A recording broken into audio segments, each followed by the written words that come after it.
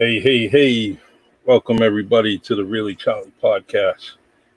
I'm your host, Charlie Perry, and today's guest is Derek Baptiste, Councilor Ward 4 in the city of New Bedford, also Coach Silky, and my man, host of Yo Listen on WNBRadio.com. My man, how you doing today?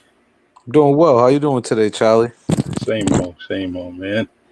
Glad I finally got you on here. It's I've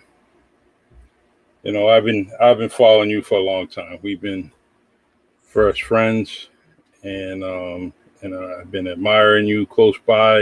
Seeing the things that you do with the kids for I can say probably almost a decade and a half, if I remember correctly. So Yeah, you know, it's been.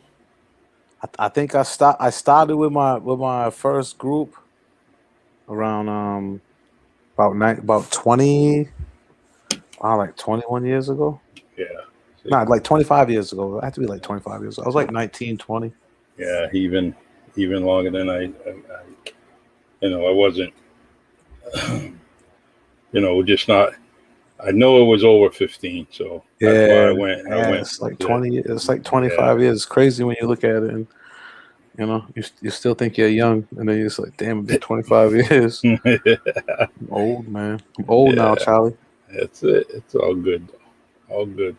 You're still doing it, and that's what matters. Is when you're doing things and you're mentoring kids, trying to do what's best for them. You got to have the stamina. You got to have the understanding, and you definitely got that. So Yeah, because times change, bro. You yeah, know it how that sure goes, has. man. Like every few years, it's a new group, man.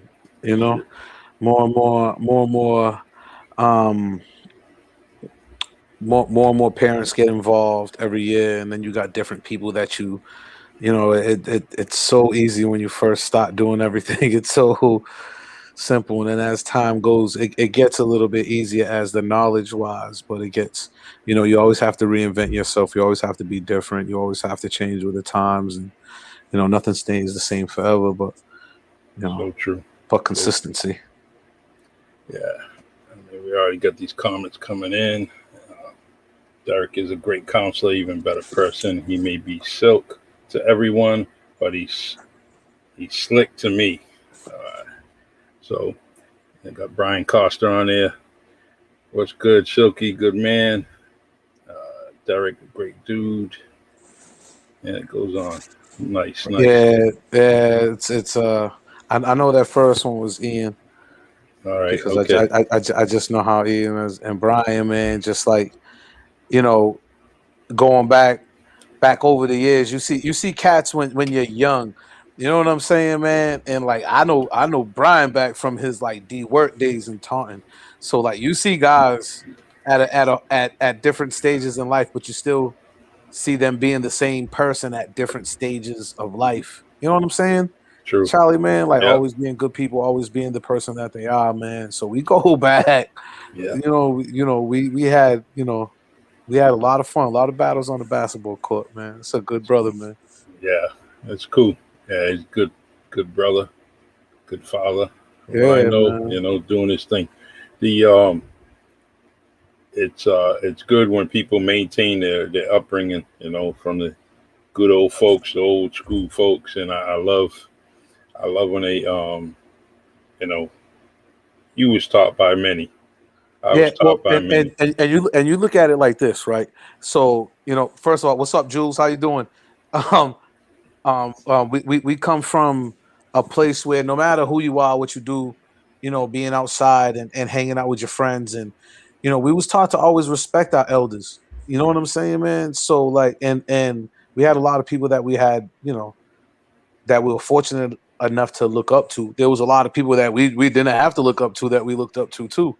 You know what I'm saying, man? But like, Yeah, we come from a different place of the respect for our elders and stuff. No matter if we hung out and chilled in the park or chill wherever we was at, man. Like we made sure that people felt comfortable and everybody was safe and things were clean and yeah, I did. and you learn that from the older guys around you, man. You know? And as we evolved, we got to understand that some of the words like we're just throwing out, like the words respect. it's got a different definition now, and it may be, we may feel that it's a shallow definition, but as generations change, people define respect in certain ways, and uh, where we were growing up, there was just no back talk, but sometimes you end up,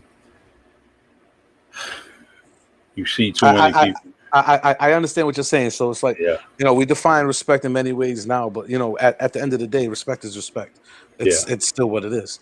hmm, You understand what I'm saying, man? Like, yeah, so there's just a change in the God, a change of what's going on in the area, change of people. And like we had a conversation last week, and we was talking about the difference between like now and then, and we all want to have the good glory days back. We'll never get that back, but we can make new glory days. You know what true. I'm saying? We can make new memories that we can do right for younger people coming up, man, so that they can have some stories to tell. Have good stories to tell when they go older. Like, I remember growing up going to the bike rides. Remember the Hmm. bike rides, Charlie, man, Yes, and stuff like that, man. And you go down and you feel like a hero because everybody's families at the park, man, down South End by the beach, man, and you go up over the Hazelwood and you ride up over there and everybody's clapping and cheering and you looking. It's tough to find your family because there's so many families out there, but it was like running into another family was just like running into your family, true. and that's just like growing up in the neighborhoods that we grew up in. A lot of the people that live in the neighborhoods now, uh, uh, just live in the neighborhood. They don't own property in the neighborhoods. Hmm. Where you grow up, you knew who was in what house. Even in the projects, you know who was in what house. Yeah. You know who was where and where to go and who not to act up in front of and Hmm. where to play and where not to play and Yeah, and and there was a you get certain. to know your neighbors, man. Like nowadays, it's just people living next to each other, man. There's no sense of that community anymore. Very you, few neighborhoods have that.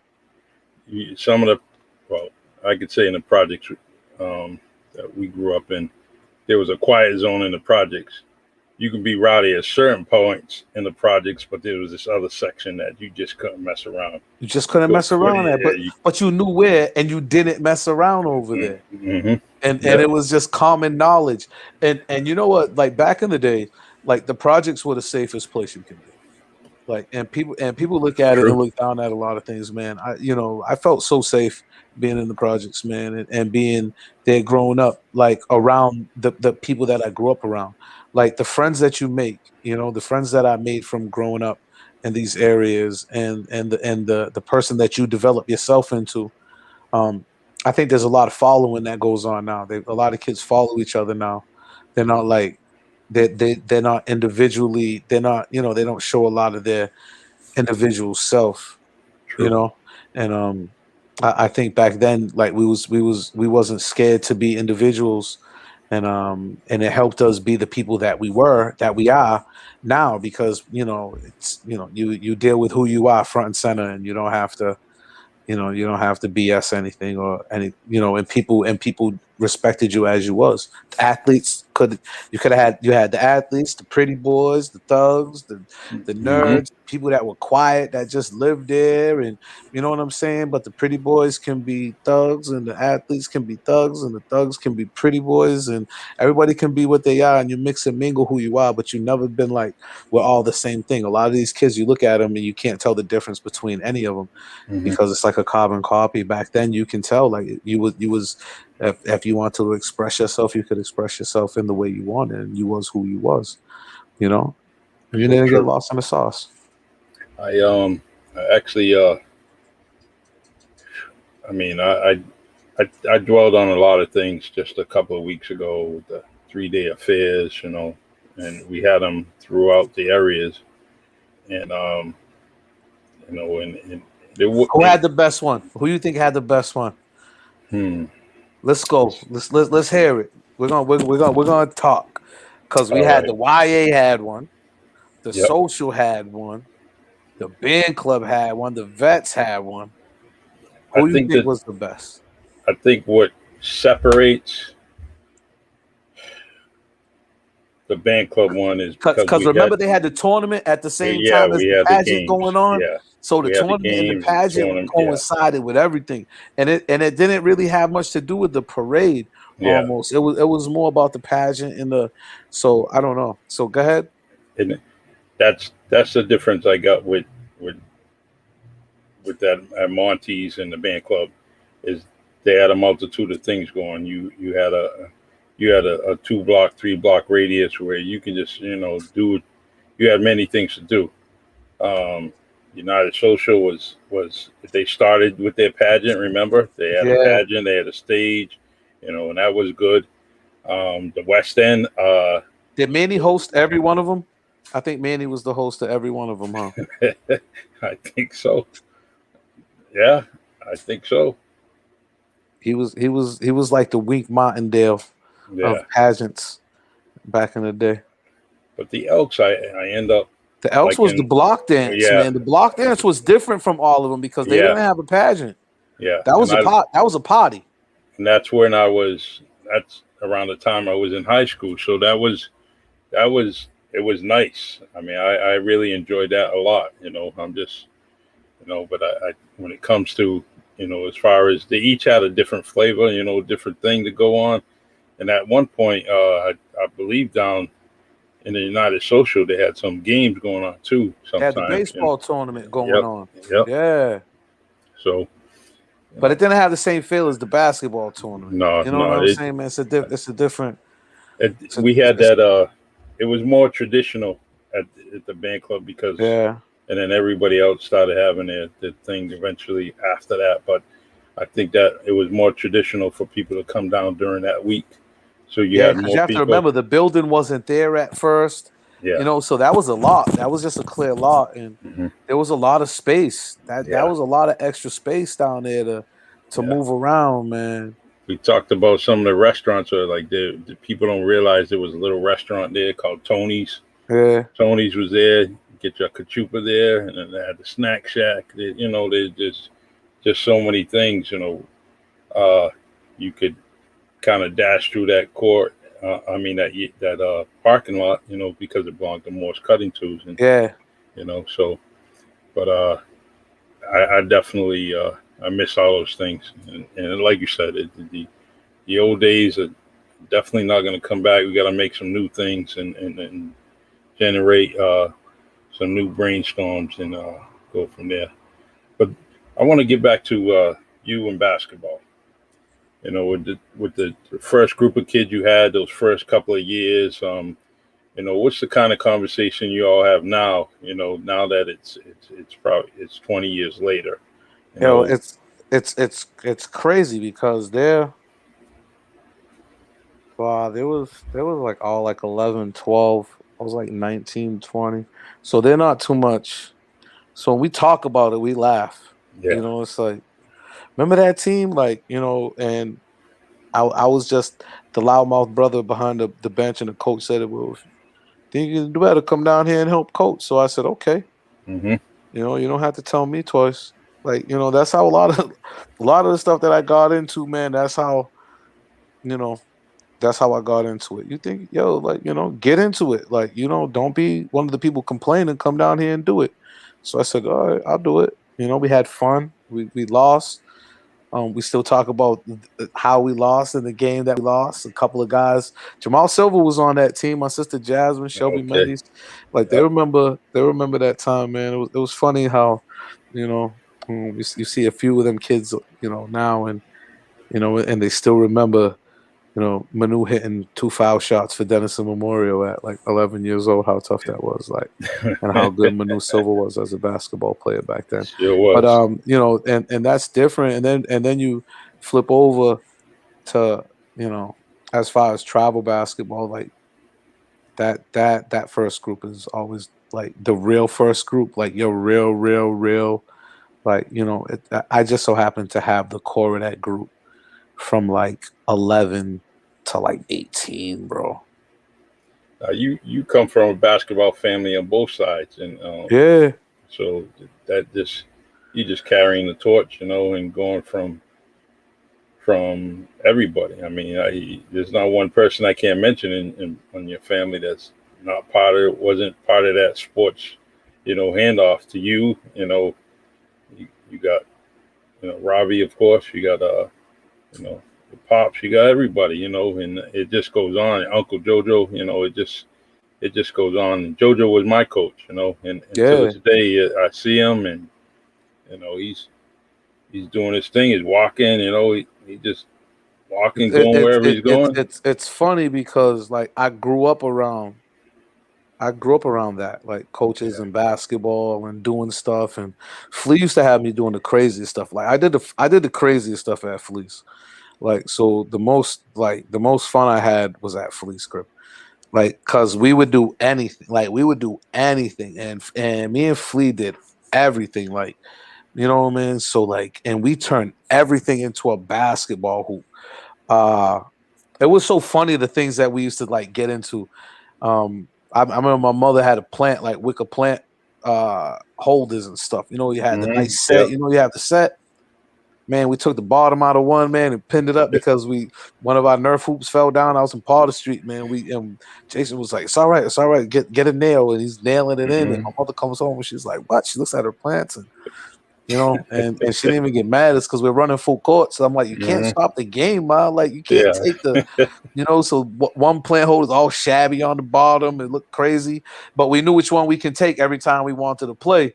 We knew to like just pick the plant cut. It was already hooked up, so it was easy breezy. So those were the things that playing, being on your knees and playing fumbleation and football in the house and being like, it's all right. You know what I'm saying, man? Like it's 1st and 10, and that's where you get. You have brothers, bro. Like, you know what I'm saying, man? Like, I didn't have brothers. Like, all my siblings are way younger than me. So I didn't have big brothers. So I had Jason and Manny were my big brothers. Yep. You know what I'm saying, man? And me and Jason clicked more because I love sports and we'd always play sports. So like, so a lot of the things that I did was with them guys, and that's why I learned just how to be like a gym rat, how to be around everything. And then I got like all my uncles like coaching and doing stuff. I used to take like vets uniforms and hide the numbers that I used to like so I can wear them. And it was like all big for me.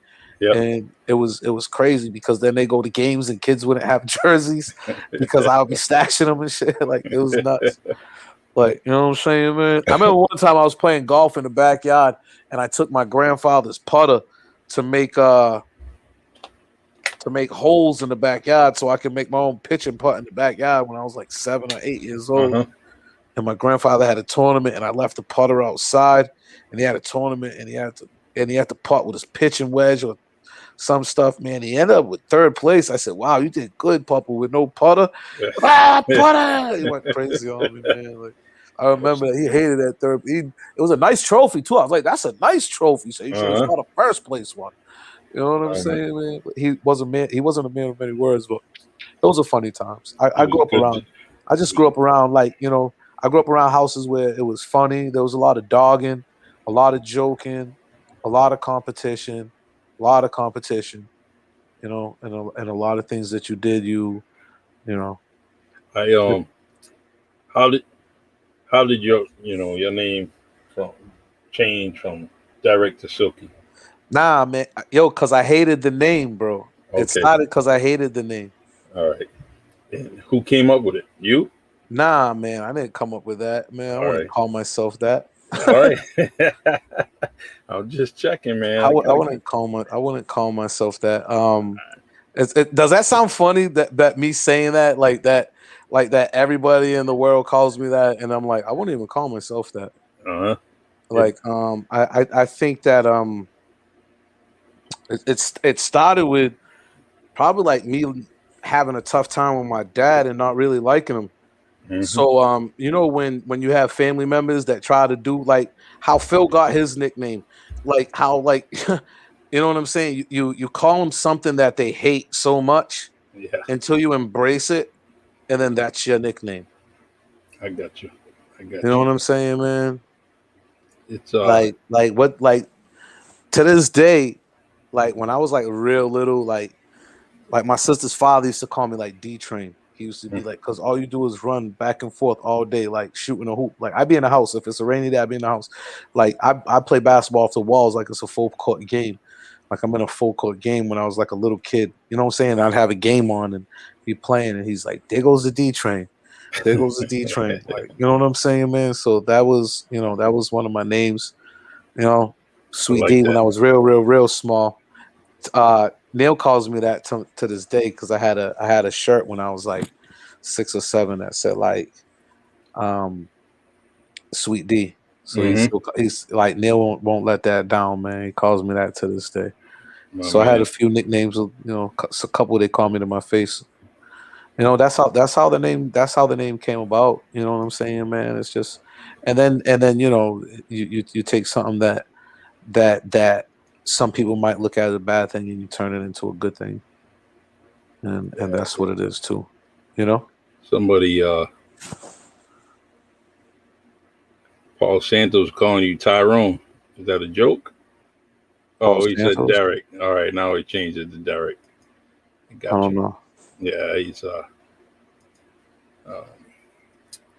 right, there it is. But first, I mean, you definitely, when it came to politics, you decided you were going to go.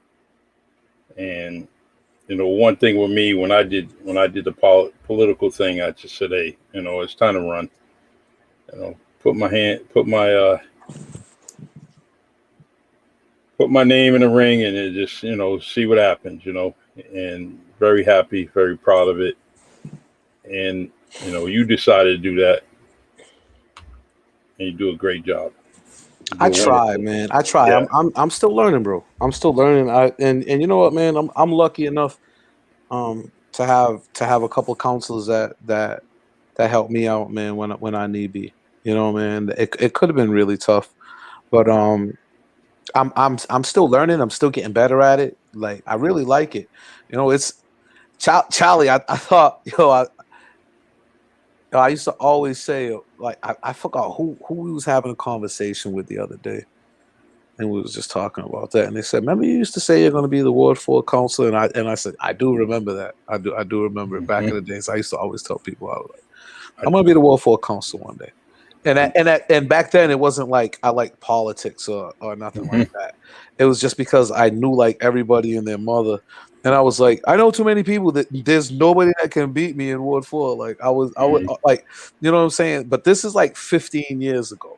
You know what I'm saying? This is just me looking at stuff and looking at politicians and looking at certain things that happened in the neighborhood, and just saying, you know, I'm gonna do that one day. Like, and I was just fighting it around, just saying like bullshitting. You know, sometimes you Yeah, I know BS the feeling. other things. You know what I'm saying, man? And then you're just, you know, you're talking. You know, you're with your boys and you're talking. You're trash because you feel like, you know, like I feel good about myself. Like, you know, I love my community. I love this, man. Like I can do this. You know, but So, yeah, I was just young and brash. You know. and you kind of just, I mean, Ask Romaine. you, Romaine will tell you a lot of stuff that I said I was gonna do and I ended up doing that I don't tell anybody else. Like he knows all the little ins and outs, man. Like he's probably the only one that knows all the ins and outs. the you know, joke with me is being the mayor of the city. You know, because I was constantly waving to people, whether I was at work or whatever, and said, "What are you, the mayor of the city?" I said, "Oh, I'm just good dude, nosy dude. I'm nosy. I'll ask anybody who's your family, you know, so on and so forth. You know, what's your name?" I'm always trying to make a friend every day. So Yeah, man. Like it's good to be good to people. yeah, You know what I'm saying? I was an ass to some people too. Like people like, you know, they'll never let you let that down. Like, you know, people still look at you at 46 as they looked at you at 16. So, true. you know, that's nothing. Mike Santos remembered me saying that and came up to me at the gym and was like, "Hey, Dana's not running. You gonna run?" I was like, "For what?" He was like, "War 4." I was like, "I ain't running for War 4." He was like, "You always said nobody's gonna beat you in War 4." He was like, "Yo, like, you know, you're doing all this stuff in the community. You might as well step it up." I was like, "I ain't doing this. You crazy?" I went, I did a couple of sets. I thought about it. And then like in between sets, like, you know, sometimes you look at your phone and you look at stuff and you think about different things. And I just look at so many people on social media that complain about so many things, and how many people um are just against, like, looking at the bright, like, working together and making things better, instead of like, let's just complain about stuff and compound stuff. And man, and I still look at a lot of that stuff, and it still discourages me how people still look at somewhere, whether they live here or they once lived here, how it was so bad for them, and how everything is so terrible around here. I don't think it's that bad, man. I love where I'm at, love where I'm from, and I just got tired of so much negative talk, Charlie, that I said, you know what, man, instead of being, reactive, I'm gonna be proactive. And then I came back up and I told Mike, I said, we're running, and you're helping me. Yeah, and you got a And, good Mike's been a leader in my neighborhood. He's been a for a leader in long my time. neighborhood, and for a lot of us guys, a lot of us younger guys, and we're not too much younger than him, but Mike has made the progression, Yeah, what I'm saying, the correct way. And he just, what I'm saying, he just showed a good example for a lot of us brothers, because you can learn a lot being out in them streets.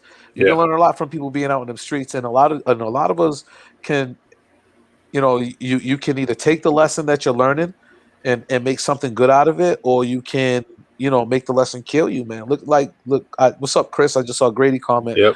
and I just look at Chris. You know what I'm saying? hmm Chris talked Good. me into doing the basketball league, because he was like, we can have it out here, and Yep. and we've always talked about it for years.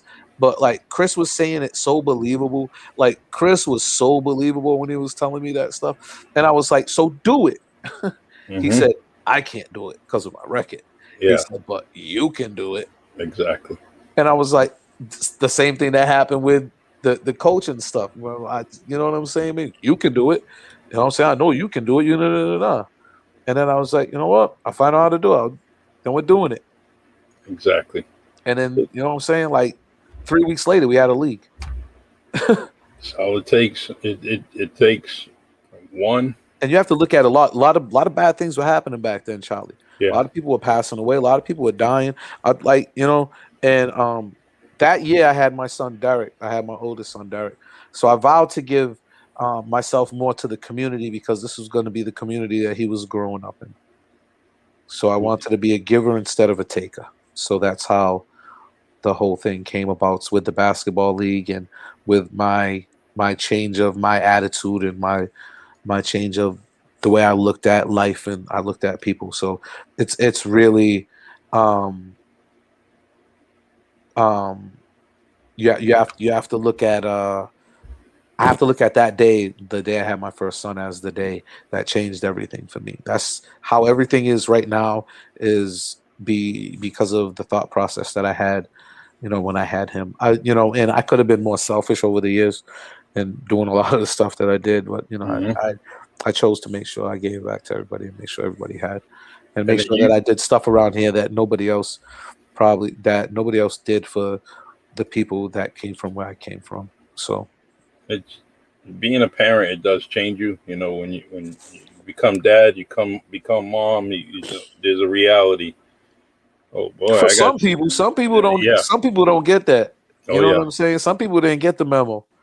You know, And I can't understand that, because being a parent is one of the best things in my life that ever happened to me. It's just something that it's and so when you talk about, since you was, becoming a parent, and you like, all right, things got to change. some people take that for granted, Charlie. Yeah, they do. And Some people and take that for granted. Some people and some people that have parents and grew up with parents and grew up with good parents and grew up in good families, like, some of them are really, really, some of them, a lot of them come, they end up doing some great stuff, because, it's easy with the background that they got. But, some people that end up having good parents, and then you don't become a good parent, and it's like, what forces me just be present. And I don't even know why in the Black community we have to talk about who's a good parent and who's a bad parent. Like, I don't even know why we do that, because nobody else does that Hmm. except for when we're in the Black community. We talk about, oh, he's a good father, he's a bad father. Like, like, it's so bad that fathers are so, that people look at it as fathers are so far and few in between, that we Hmm. have to say that people are good fathers or bad fathers. Like, you know what I'm saying? Like, what makes you a good father? What makes you a bad father? Like, I know guys that don't have anything, that work their tails off for their kids, and and they sacrifice everything for their family, and nobody tells them like you're a good father. Yeah. But you know what I'm saying, man? They just do it and they go under the radar. But I guess in the circles, some of the circles that we have, that we keep, um, it was so like the generation before us, or it's such a, in a couple of generations you can see where the, it's just like papas and nanas. There's hardly any real papas and nanas. Hmm. That big nana, that big mama. Yep. You know what I'm saying? Nana. You know what I'm saying? Like, ma. Like, there's not a lot of miles left. Yeah, And and it's I think that that's where we have to like change the culture with some of that stuff. when when when a couple of as we say, Mars left my family, on both sides, things things changed drastically. Ain't it crazy? Yeah, How yeah. like people forget like how one person can be like so much of a glue to your entire, like, to keep everything Hmm. together. Like one person can like literally hold that thread. And it's funny how much you've built that quilt all your lives, and you and your family built that all your lives, and um you built that fiber from whatever, and then it seems like it's all being held together by one little string, and one person True. is that one little string that keeps that big blanket together. That It's yeah, that one person was somebody you had to answer to, you no have matter to what answer your age no were. matter what, no matter what. But and it's the same person that that would love you no matter what, True. and that would take not just Unconditional you love. in, everybody else in. Hmm. See the difference is, like, you can have love for your people, but when other people have that same love for your people, like, you know what I'm saying? Like, there's a few places I go over their house, like, I love their parents. Like, I love their Hmm. parents, I love their grandparents. Like, I look at them with the respect that I would my own. And that must be a good feeling. I want to get to that feeling one day. I want to be a loved grandparent one day. Well, that's that's up to your family if they're gonna make that for you. But you're But definitely he better not make it now. I'll tell no, you not that now. much. No, at I'll least tell you that much. Like, at, at least reach the age of 26, and then start take thinking your about time. that I stuff. I I Yeah, I take your started time. I started late, man. My friends went to the league early. Yeah. A lot of my friends went to the league early. They Yeah. went fresh out of high school. I had a bunch of T Max. That's I grew it. up around a bunch of T Max. Uh-huh. You know, and but everybody has their time. I have friends that had children really young that are amazing fathers, Yeah. like, and amazing parents. You know what I'm saying, man? And so many people get bad raps about so much stuff when young people have children. Some people end up, it brings something amazing out of them. You know, and True. it's good though. I like Renee says there are several single dads that have done amazing jobs raising their children, aka my cousin Anthony, little cousin Adrian, team member Angel, and my brother Stephen Berger. And I mean that's I think that, just we just talked about, got to give people some praise sometimes, but if you know you're a good father, you don't have to preach it. Just stay under the radar. It's, it, you see it. People see it, Yeah. but You, people see it. Your people see it. yeah. And the good thing about that, and all the people that she named, and you look at it, man, and sometimes it's you learn a lot from people when they're not around. You learn a lot Hmm. from when people are silent. You learn a lot from when people are not around. Um, You know, man, and them things teach you certain things at certain times. You know, True. man, and you look at a lot of these things, and my father was present, but he wasn't present. Like he wasn't there. Like I couldn't rely on him. I couldn't count on him. Yeah. So like it was like having it was like having I don't know, it's like almost having I don't know You substitute. Like he was like a substitute teacher. He'd come in and he'd be around sometime, and then he won't. And then I and learned a lot from my friends, my cousins. I'm lucky I had good grandparents. I had good aunts. mhm. I had good aunts. My aunt Brenda was amazing. Like if it wasn't for my aunt Brenda, I wouldn't have done like a lot of things. Like she Yeah. was, you know, she A was one lot of the of first. She was one of the first fibers. mhm. Like one of the first people that kept them strings together. Like I wish she was here right now because like she would have been an amazing like grandmother and like She, that's the one thing I get emotional over. I had so many influences in my lives from coaching and like my uncles doing stuff like that. I'm a crybaby. Sorry, Charlie. I cry every I time I got you. talk, I and hear I you. and I and I talk about my family that's passed away, because these are good memories that I'm having. And like I get up and go all the time. I'm always getting up and going, trying to do stuff. And my aunt Brenda was like that. My cousin Tierney's like that a lot. Mhm. So you learn so much from different people, and they might not say much to you, but their compassion, how they show compassion to others and how they take care of others, really molds the person that you are. True. There's you got a lot of solid, strong women in your family, and they touch me. Never mind Yeah, what they did within your family, and just the support that I mean, I could talk just your moms in general. The support she gave me throughout my years, and I appreciate that. I really do. It's and my grandmother and her sisters were amazing. Like my Barrett family, like my Nana May, and my yeah. Auntie Lorraine and my Auntie Gracie, and you know I like did. they was amazing. You know Yeah. what I'm saying, man? And my Aunt Vivian, we had some good times, man. Your grandmother may I didn't see her. I've always seen her as a strong person. She was always there doing things from the community to youth build to all kinds of things. Um, and I felt the first time I ever seen her cry and get real emotional was when her brother passed away, and Yeah, and that wasn't too long ago. So, you know, I always had this strong perception of her, and um, when she did it, it was just her and I in her house, and I'm like, wow, man, yeah. and You have to understand the bond that they had. You yeah, know, yeah, definitely, it was they looked out for each other, man. for sure. And that's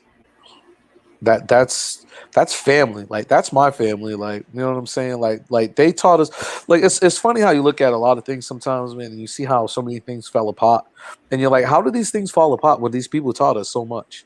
Hmm. Yeah, it's true. You know what I'm saying, man? Sometimes you sit to yourself and you think, like, how do, like, I was just thinking of taking like rides to Lloyd State Park, and you know what I'm saying, the family reunions, and Hmm.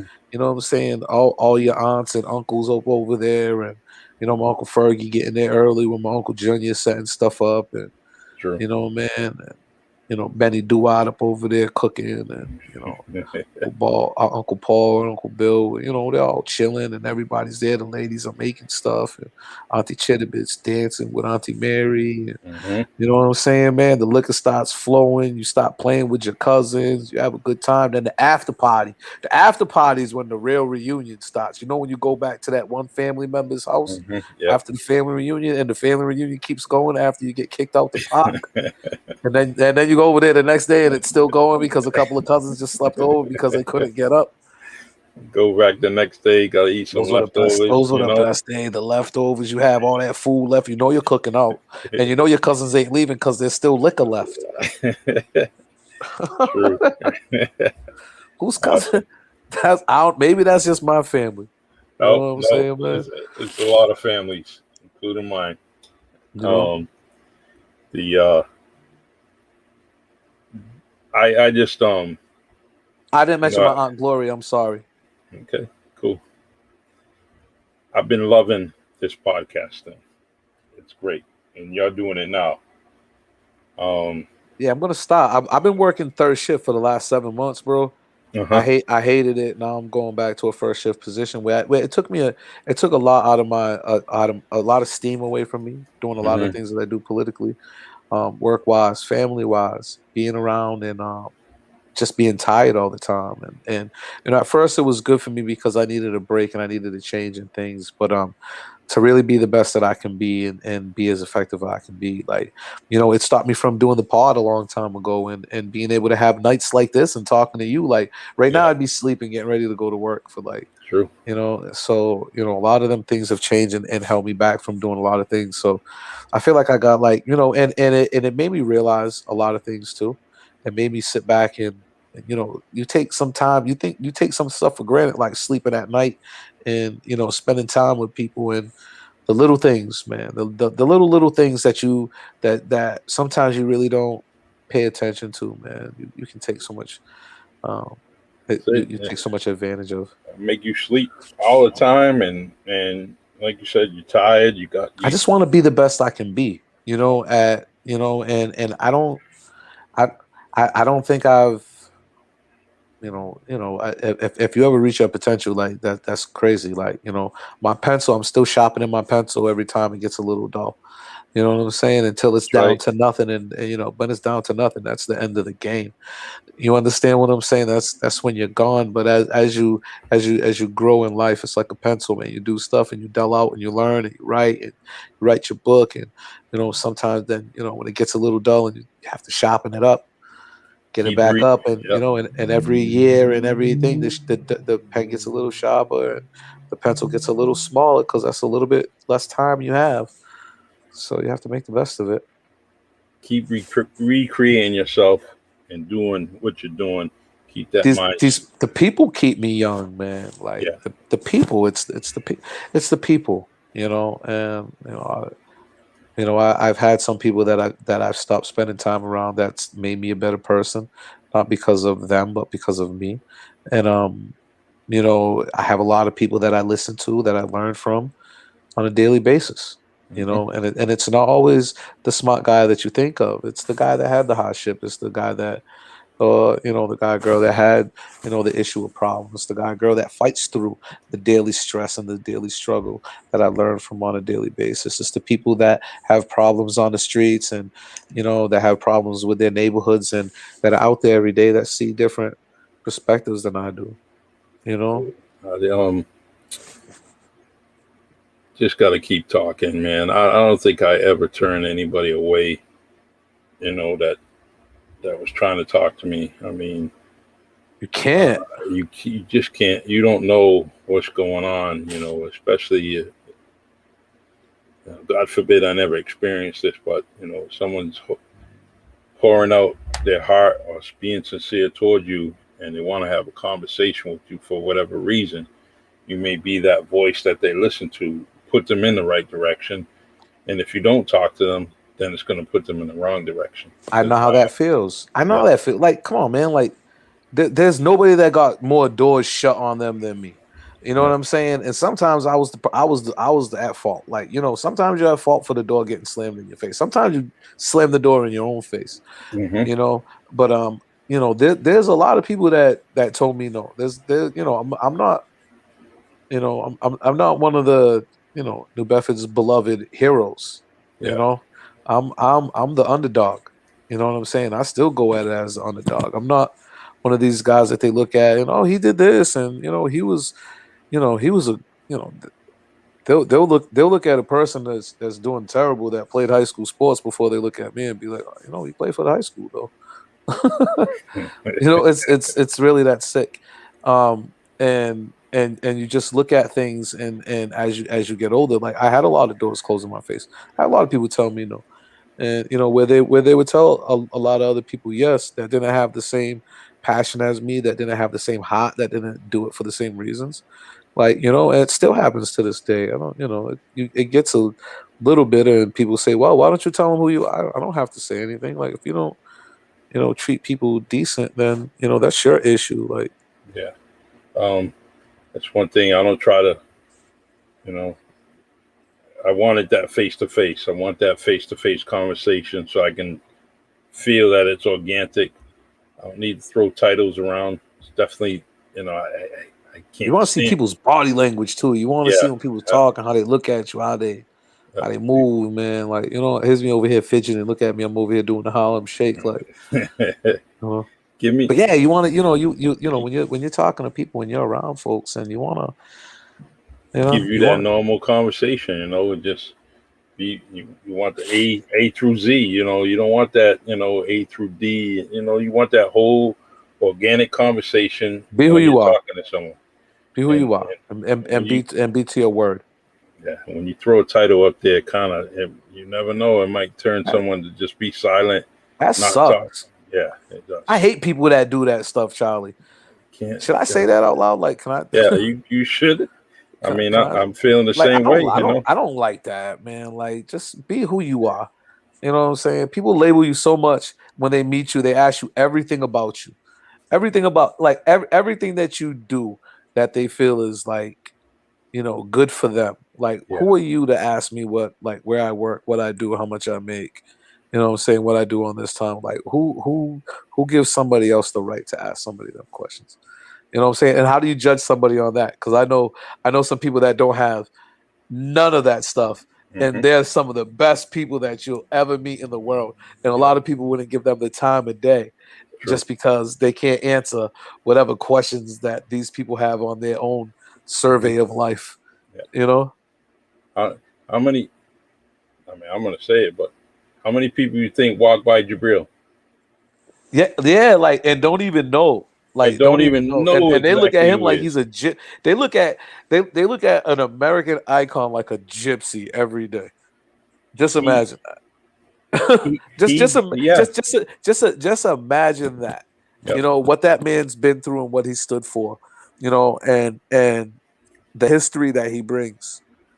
And people look at him and look at they looked at Obi-Wan Kenobi like he was a crazy old wizard too. You just think about Jabril, right? Him and his friends, all power to him. I salute them all. Just imagine the things they did was heard all over the world. Just imagine what it took to do it. Just imagine knowing everything that was gonna happen. Like, you have to just imagine this is what we're gonna do and this is what we're gonna endure. Like, get ready for it. Like, you know what I'm saying, man? Like, how do you hype yourself up for that? And they did it within an hour, probably an hour and a half. That's what they did it. They come up with this decision, 2 hours maybe, and just did it. And so, but that takes balls, bro. It sure does. You know what I'm saying, man? That's that, but I guess that's what it, you have to have some cojones to be an icon like that. Yeah. Man. Sometimes, man, you have to, you have to put your back to the test and do the things that you have.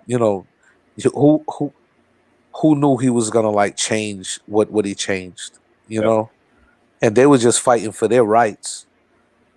Yeah, you understand what I'm saying? They was fighting for their rights. All these people, a lot of people go through bullshit every day. You understand what I'm saying, man? Mm-hmm. And they look at certain things like it's so hard, Charlie. Like, it's extremely hard, but there's a lot of people that sacrificed a lot of shit, bro, to get us where we're at right now, and we have to move it forward. And it's not too long ago. It's these things are happening in my lifetime. And we're only a few generations removed from Jim Crow, bro. Yeah. You understand what I'm saying? It's not even been that long. Yeah. and we're still fighting certain fights that certain people don't feel like it's relevant for them. Yeah. You know, the certain moods that people have um, that are caused by years and years of, you know, being put down and being let down, and and not, but that changes over time though. We Sure have to does. there's a lot of people that's fighting a good fight, man. Well, I know one of the things that does happen to change things around here, and you you can't. I'm gonna backtrack. I'm gonna leave that alone for now. Nah, go That's ahead, man. another Go ahead. some in this area. The best thing to happen to some people that are ignorant, don't have an understanding, is when their children grow up. When their children grow up, whether it be male or female, and now they have a biracial grandkid. Uh-huh. And I've seen that change a lot of my friends, because I was kind of suspect about them, and then I've seen some of their grandkids come into the world, and being of, now they're a biracial kid, and so all your dumb thinking has to go out the door because of something that you have that's part of your family tree now. It makes me laugh. That shit makes me laugh, Charlie. Because And I see a lot of people like that, and I'm like, look at you with your black baby in the mall now. Like, and you change a lot, man. yeah. When it's in your house, Hmm. and you have someone that you care about that has to go through things. Yeah. You see a lot of difference, man. When Hmm. you know Can't be part of that certain clique to kind of ridicule and talk about some other folks. that shit's over. Over, yeah, because Some I people mean, still do it. yeah, Some and people would still do it. they Come still on, do. man. Like, because some you know you have to look at how, like, I come from a diverse family. Like, Yep. my family is very diverse. Didn't get that way at first. It got diverse. Like, I look at a lot of families around here now. They're all intermingled and intertwined and put together, and you see a lot of different cultures coming out of a lot of families now. And um you love who you love, first of all. Second of all, it's good to actually like have an understanding, want to have an understanding for the other Hmm. side. Like, now you have to want to have the understanding for the other side, because now that directly affects you. Like, True. when it don't directly affect you, it's you can fight for the cause, and you can be like, you know what I'm saying, when you want to, when you're around certain people, when you want to do certain things. But, like, when it's directly affects you, it's a whole different effect. You know, Right. but but it's a change coming. There's a change coming in the city, like how it's being gentrified, and how things are going on with that too. Like, there's so many um different changes coming. I think that we have to be more aware of different things, and Got to keep paying attention. pay We have. attention. Like, we pay attention to the wrong things. I think Yeah. that we're not paying attention to the things that are really gonna take shape and take change. Like, not everybody, like, some people really do, but, like, for the masses, like, they're more worried about who Aaron Rodgers are gonna sign with, Uh-huh. or what this person's gonna do, or what this celebrity is gonna do, that has no care about what's going on in their backyard. That's Like, the they don't next. know how Yeah. much property is going to go up once this comes, and how much this is going to happen when this comes, and how much this is trying to get thrown up over here, or this is trying to get done up over here, that's going to directly affect you and directly affect your people. And then you're going to go on Facebook and complain about it, and you Yeah. never did the one on it to understand, like, this was coming. And we pay attention to so many things on this social media, that we don't use it to pay attention to the things that are directly affecting us. You know, I How do you Let me see. I mean, we had COVID, so that COVID just put us in a whole little. I mean, taught us a lot of things. You know, That was a lot of things. I sat in my seat 3 times. I sat in the chair the other day. It was like cracking. It was you know, cracking. It was cracking, dog. had that old leather coat in That the old leather coat. I closet. felt like I was Yeah, in Duke and Duke it when I first walked in there. I felt like Eddie Murphy when he walked in with to Trading Places. Hey, where'd I That's absurd. When he started throwing all the stuff in his pockets and tried to throw everything in his drawer, I felt like I was Eddie. who I, I can't even oh, I know where it was from. DJ Franchise. You know, he made a comment about on his show, and he was saying that because you mentioned Eddie Murphy, so this kind of triggered a thought here. He said that Eddie Murphy wasn't that first guy for Beverly Hills Cop, and the person that was going to play that was Sylvester Stallone. Can you picture Sylvester Stallone playing Beverly Hills Cop, Axel Foley? Yeah. What about singing Roxanne? How's that going to come out? Please, Sylvester, come on, yo, hey, listen, man.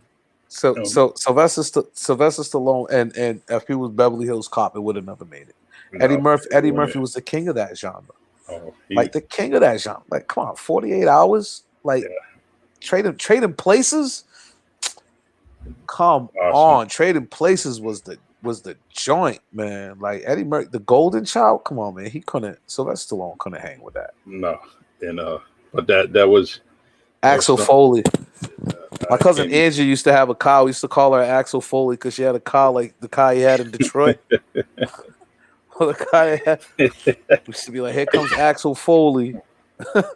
Yeah. Well, we all had different cars in our family. Just imagine how, you know how many people got nicknames for all kind of nicknames, Charlie? Like, that you just see because they did one thing, and then it's like, that's your nickname. Like you did one, that's your nickname forever now. Like you just get it. There's a few people in the city called Spanky. I mean, got a white Spanky, got a black Spanky. Got a white and a black Spank. I remember Spank used to hate that name, Spank. Paul Pimp used to call him that, and then that was his name. Mm-hmm. You know what I'm saying? Because Paul Pimp, the Westlawn talk, Spanky. That's the old Westlawn Boys Club talk. We had like our own language. Like the Boys Club back in the days was it was crazy. You know what I'm saying, man? It was everything that you wanted. Like if kids this day went to the Boys Club back then, if kids right now, if the Boys Club members, if we was like all like there'd be charges brought up on the Boys Club. It'd make national news. Not for bad stuff, but like the things that they call bullying now, like we did this on a daily basis, and it wasn't like bad that we did it to each other. No. Like we wasn't like he's bullying me. Like this was, like the dogging sessions, and then like the game rooms. Like I remember the older guys had like a wake for chili, like in the senior room. Like it was so, it was so off the wall, and between Mr. V and my Uncle Rob and Lenny Ramus coming in with a 3-piece suit every day, like he's coming in with a suit. Robbie's wearing sweats. Mr. V had his khakis on with his shirt with his sweater tucked in. You know what I'm saying? With that whip, ready to smack somebody. You had classics. You had a young Sucre Ray working out there. You know what I'm saying? This was before the Jason Pies years. You had Jimmy Sweets and all of them, Danny Dice. Those were Jimmy and Danny and all of them. Those are Joe Varela. Those are guys that were all in the gym. Like, just imagine that. Those were guys that were all in the gym, right? Ricky Gonzalez, all them guys. Frank sparred for years. I never seen Frank fight, but Frank sparred for years. But anyway, right? So you had all them dudes. You had all them dudes in there. And then you got you have an older crew. You had Flea and Stephen Wynn and Billy Ash and Stevie Weekman and Double Decker, and you know what I'm saying, man. You had another crew that was above, and all them dudes will be up. John Thomas, like you had a lot of cats that was fun. And the boys club was Marcus Chummick and all them dudes. Like we had like a lot of fun people that went. And at my age, you had like Sharik and JoJo and Ruru and T. Like you had every good eye. Like it seems like every good eye had kids that year because they was all in there at one time. And then it was Scotty Waugh and Corey Rose and all them guys. Mudfoot and like Fufu, like Nate Victor will tell you, Cosmic Cow and all them people, man. Yep. Like we had we had like fun, like fun. Like, Corey Caban, like, man, there was a kid, Louis, like like everybody from the boys club remembers the chant Louis sucks. And Louis would sit up there every time and get up and try to prove that he didn't suck, man. And it'd be a gym full of kids on a summer. The bleachers would be packed. Like it was mobbed in them summer days, man. And you go to some fun and you get in you get in that wiffle ball game, and Louis up over there. He got on his Greater New Bedford gear, and he's over there wiggling that bat in a whole gym. It felt like 30,000 people were saying, Louis sucks.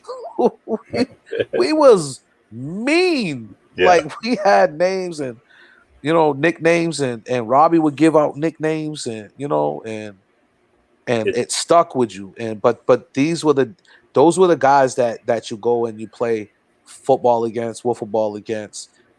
Table tennis. To this day, me and Sharik like play like it's on site when we see each other. It's like AC Doocy. Like if there's a bumper pool table, we're gonna play bumper pool. Yep. Like there's no ifs, ands, or buts about it. Like we had shoot straight on Saturdays. We had Anna Rye and Miss B. Like but that whole crew that came out of it, like championships came out of the Boys and Girls Club. Yeah. Like great athletes came out of the boys club from that era. Like the best athletes in the series, like for a certain era, all were boys club kids. Yeah, that's a fact. I definitely like. I talked about it with Robbie, and I like that Wall of Fame around the boys club. Yeah, but the real people on the Hall of Fame ain't even on that wall. Those are just people that graduated college. Like the Hall of Famers, they should have the real Hall of Famers. The other wall. They should just have pictures, no names, no diplomas, what school they came from, just pictures of them at certain times in the club. Jimmy Black, cats like that. Like like you would go back. Like those are all club. Those are all boys club kids that graduated and those are all kids to be proud of, like what I'm saying, to look up to. I'm saying? There's not a lot of they went to the boys club. There's not a lot of people that like was in the boys club, a lot of people I'm talking about, like the boys club was our second house for years. Like, and then when they got a hot dog machine in there, that was it. That shit turned into the dog mill, bro. Like with some celery salt, like Mr. V put us on to like something else with the Virginia Dare bottles. Come on, man. We didn't have to go home. That's it. Us, you got, hold on, wait, you brought supper? Yeah. You brought supper here? I'm never leaving. Moms, aunties, anybody were giving you money just to eat that hot dog so you wouldn't come home, Oh, them steamers, man. Yo, but back in the days, you can go outside for 11, 12 hours. Yeah. And your parents wouldn't have to look at you, because going back to what we first talked about, and this goes all the way back to what we first talked about, and you would do that all the time, right? But because you had respect. You had respect for your neighbors. You had community looking out for you. You had people looking out for you. You would leave the house. How many times you leave the house for 12 hours? Like you worked, like you worked for Eversource overnight. You know what I'm saying? You'll be gone. You'll be in trouble for going in the house. What are you doing in the house? Get outside. Yeah, get outside. Get outside. What are you doing in here? Get outside. Walk in the house when mom's is washing the kitchen floor, and then you were done. You go in there when the stories are on. You walk in somebody's house when their stories are on. What do? You better get out of here while Victor Newman is up over here romancing everybody in Genoa City. Dude is still doing it, man. Victor Still doing Newman's it. still a pimp after all these years. He was a Oh, pimp when yeah. I was 6. Love it. Like, Love it. like get in the middle of them stories. Come on, man. I seen We I seen a Hall of Famer yesterday, Willie Pierce. Still puts it. Woofer, Woofer is Woofer is good with me. You know what I'm saying, Yeah, man? Woof is good with me. Like I just sometimes you just have to throw him a couple other bucks and just be like, get away from it, like stop yeah. it, like But people don't understand how nasty he was in sports. I Oh, remember yeah. this guy coming to my house in Potter Street. You know what I'm saying, man? Like when he was young, when they always used to play for St. Lawrence, when my dad used to take me like to the games at CYO. Remember the OLOA and St. Lawrence games back in the Mm-hmm. day? How Yep. good they were.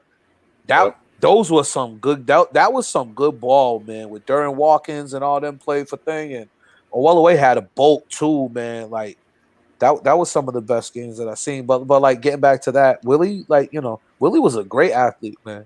Sure was. People. Willie was Willie's still a good dude, man. Yeah, he is, and He's still when you it's peel back that onion, man, he's still got that good soul in there, man. He's just and like a it, lot of people that got caught up in our city, man. Like, it's sad, bro. yeah. But I just want everybody out there that's listening and viewing. When you see Willie out there, have some sympathy for him.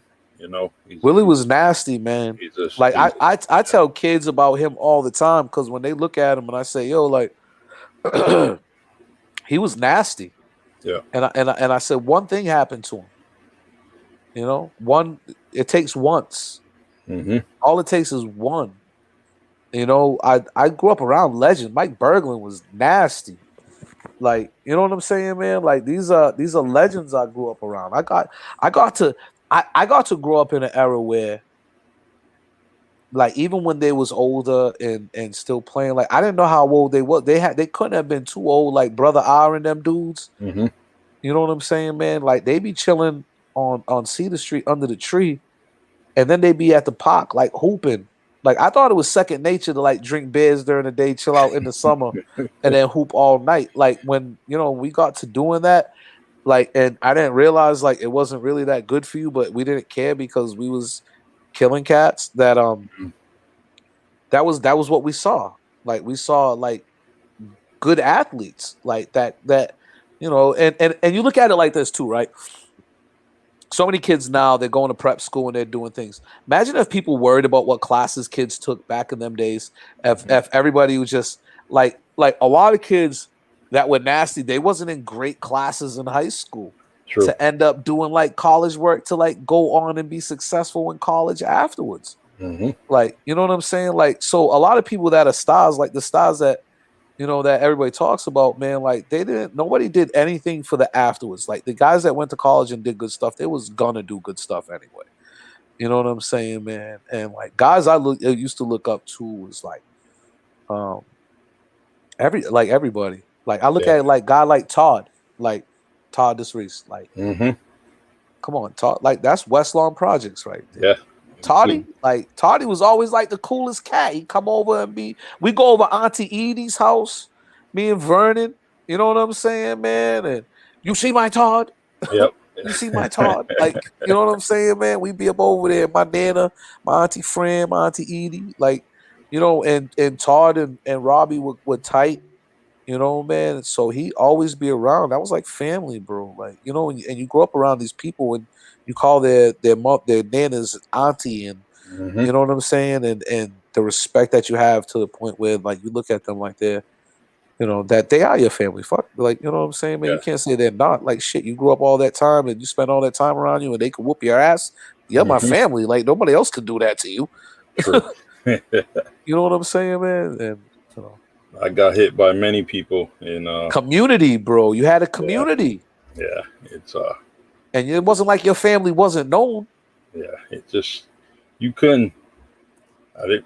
Imagine talking back to the elders now. Like I had a kid talk back to me at a basketball game today. Yeah. I couldn't even imagine talking back to like Big Rudy Boga Yeah. at like 8 years old and telling him to shut up. Like, what? Yeah. Like some of the coaches that you had back then, like my Uncle Jojo. And my Uncle you told my Uncle Jojo would have picked you up and punted you out of there. You know? And guys like that didn't get in trouble back in the Yeah. days. They just, I they'd was just be like, oh, well, football ain't for you. I was in the gym with JoJo, and but I had JoJo and my Uncle David, so it was either one or the other was going to hit me. It was one or the other, right? It Yeah. was like one or the other. Like I saw my Uncle Joe was like, my Uncle Joe was like my father. You know what I'm saying, man? Like when my father wasn't really around, like my Uncle Joe did everything that I needed to do, like my Uncle Joe did for me.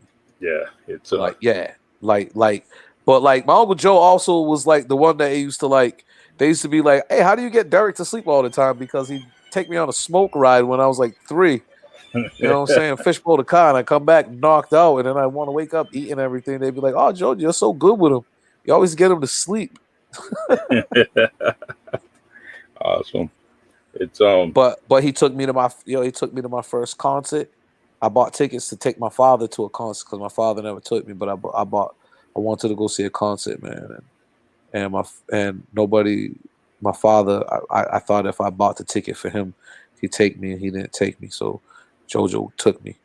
JoJo had the time of his life, man, because he was up in there smoking and drinking, and they was partying. This is the '80s, bro. Like, you know what I'm saying? Providence Civic Center, and you got LL, and you got Big Daddy Kane, and you got, Slick Rick the Ruler, you EPMD, like he's like, what? And I had good tickets. Like I didn't, I worked that summer job. You work them summer jobs and you save up your money. Like, you save it for the school clothes and stuff. I would take $25 out for the week, man, so I can get 5 cheese pizzas at Salonicas, like for my lunch every day. So you know what I'm saying? Get that corner table, sit in the corner near the window, just chill out, man. Go chill out, man. Be me, Sharik, Damar. Like, we probably, sometimes we share a large ham and cheese sub and cut it into like 4 pieces. You ever doing that with your friends, like only having a couple of bucks, and when you're small and stuff, be like, yo, let's go get a sub. We ain't got enough, but we got enough together, and you can be pissed off if you get the edges. There was nothing there. You get the edge, you get all that bread, all that crunchy bread. You probably get like 3 strands of lettuce. Like a miniature Portuguese pot, That's a Portuguese pot. Like, damn, give me some cheese. Yeah. Used to like going on County Street, Lucalo's down there, County and Division on that way. I remember that. Yeah. I remember that. That was way down there. Yeah. Lucalo's. And Minerva's was when we was up by, that way. But Minerva's down on Union Street, man. And then when they got Miss Pac-Man there, like they got what? You know crazy. What I'm saying? Miss Pac-Man, later to Asteroids and all this other stuff. And they had Miss Pac-Man in the pizza barn across the street from the front, man. They had the sit-down joint where you can put your pizza right there. You can put your Fanta. You know what I'm saying? Your Manhattan soda. Remember the Manhattans? Yes. You go there, go get them Manhattans, man. And then, man, my thing was always to get. Hey, can you imagine? You get that big old bottle. That 99-cent big ass bottle. Yeah, man. Now they're selling the cans for $1. They're selling the cans for $1, man. It was like, you get it for like 89 cents. You get that big fruit punch and them lemon limes, like them lemon limes and that fruit punch tasted so different. That carbonated, delicious. That was some of the most delicious soda you ever have, man. You go get one of them burritos from Sweets. You go get one of them frozen burritos from Sweets. Throw it up in the microwave, man, with them hot joints, and then you throw it up in there, man. You get one of them Manhattan sodas. Nice. Some chips, some Munchos. All right. So there's one thing I want to say is that this this time you and I talking is I wish it was happening more often. We got to stop videoing these conversations for you and I and many other people. I seen Ross Grace with a picture of Dr. Waters, and we got to put that man on video and let him just talk his stories, and people praise him or not praise him, whatever it may be. But he was good for the Tell you school. this, man. I saw that man. Not to cut you off, I saw that man one day. We was in a bar. I sat down and he said, "Mr. Baptiste," and this is before I was a city councilor. And we're sitting there, and I bought him a drink, and I said, "Man, thank you. I didn't know then. I Yeah, didn't. As mad as I was, I didn't know them. Connie was a whole different world in itself. true, true. It Connie was a was. Connie was a cult, bro. When I was up in there, Yeah, like Connie was the doing Connie different was things. Connie was the joint, bro.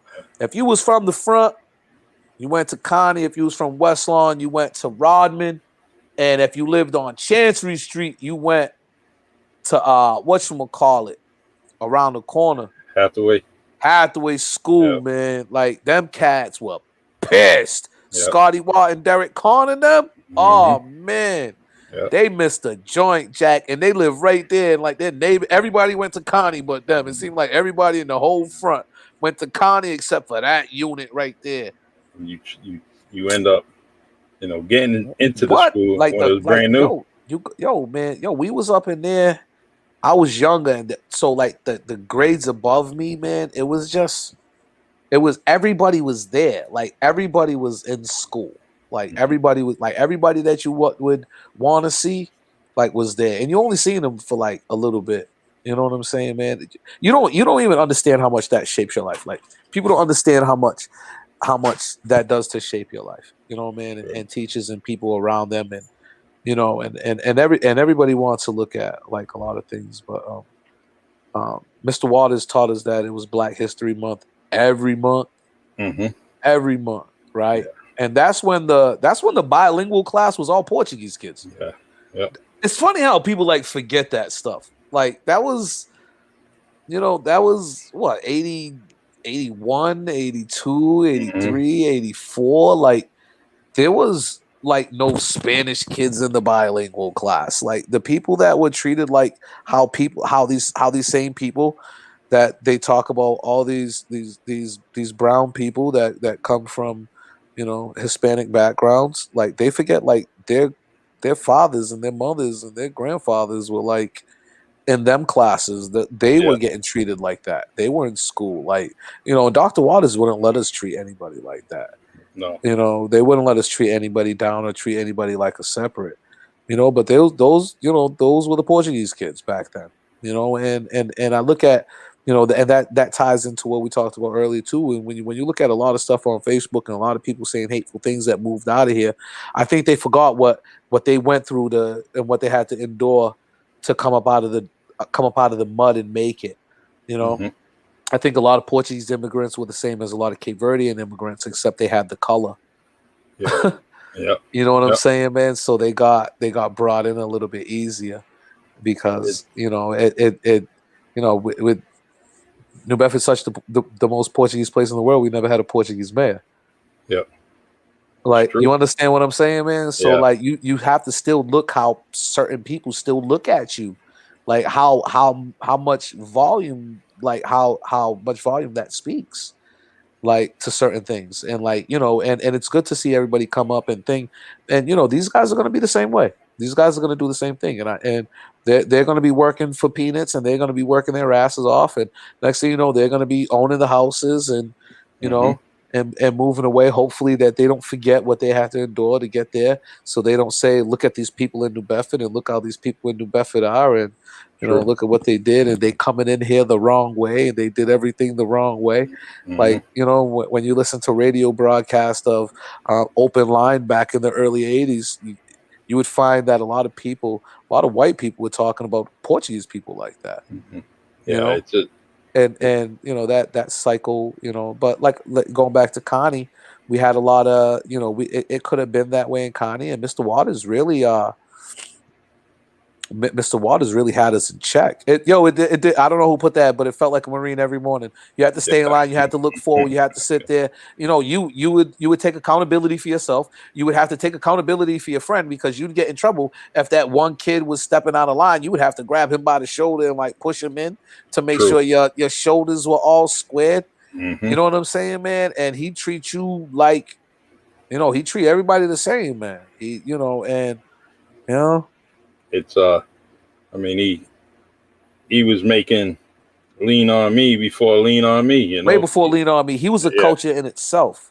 Yeah, he was a subculture in itself, bro. Yeah. Like Dr. Waters, Mr. Waters back then. Kidding me? Yeah. He'd let you fight. You want to fight him that bad? Go fight him. You got a couple of minutes. Let's go. Just you and him, though. Not around everybody. You want to go. You want to, like, a lot of, man. And then he give you that poke. Ooh. That poke. I had shoulder surgery. 2 shoulder surgeries. Nothing felt like that poke from Dr. Waters when I was like 8 years old and I was out of line and he sucker poked me. I felt I didn't see it coming. It was a sucker poke. It wasn't a sucker punch. It was a sucker poke. It spin you right around. Oh my God, he sucker poke you. And then he yell in your face. Then he get right here and scream at the top of his lungs in your face, lad. That's it. Are you listening to me, lad? Hey, this close to your face early in the morning. At least it wasn't like them teachers that their breath smelled like coffee. Remember the teachers that used to try to talk to you and help you with that math, and she'd lean over with that coffee breath, and she hit you with that early morning, that funk, that coffee, like she didn't even brush her teeth. She just had a cigarette and coffee, and she wanted to help you with math, and she leaned over you and she started helping you. And you're like this. That's why I didn't like coffee. I smelled it on everybody's breath so much. I didn't want to drink coffee when I didn't want to have breath like that. You didn't want to have that breath, right? That coffee breath, that teacher, that, coffee and mints, coffee and them red and white mints.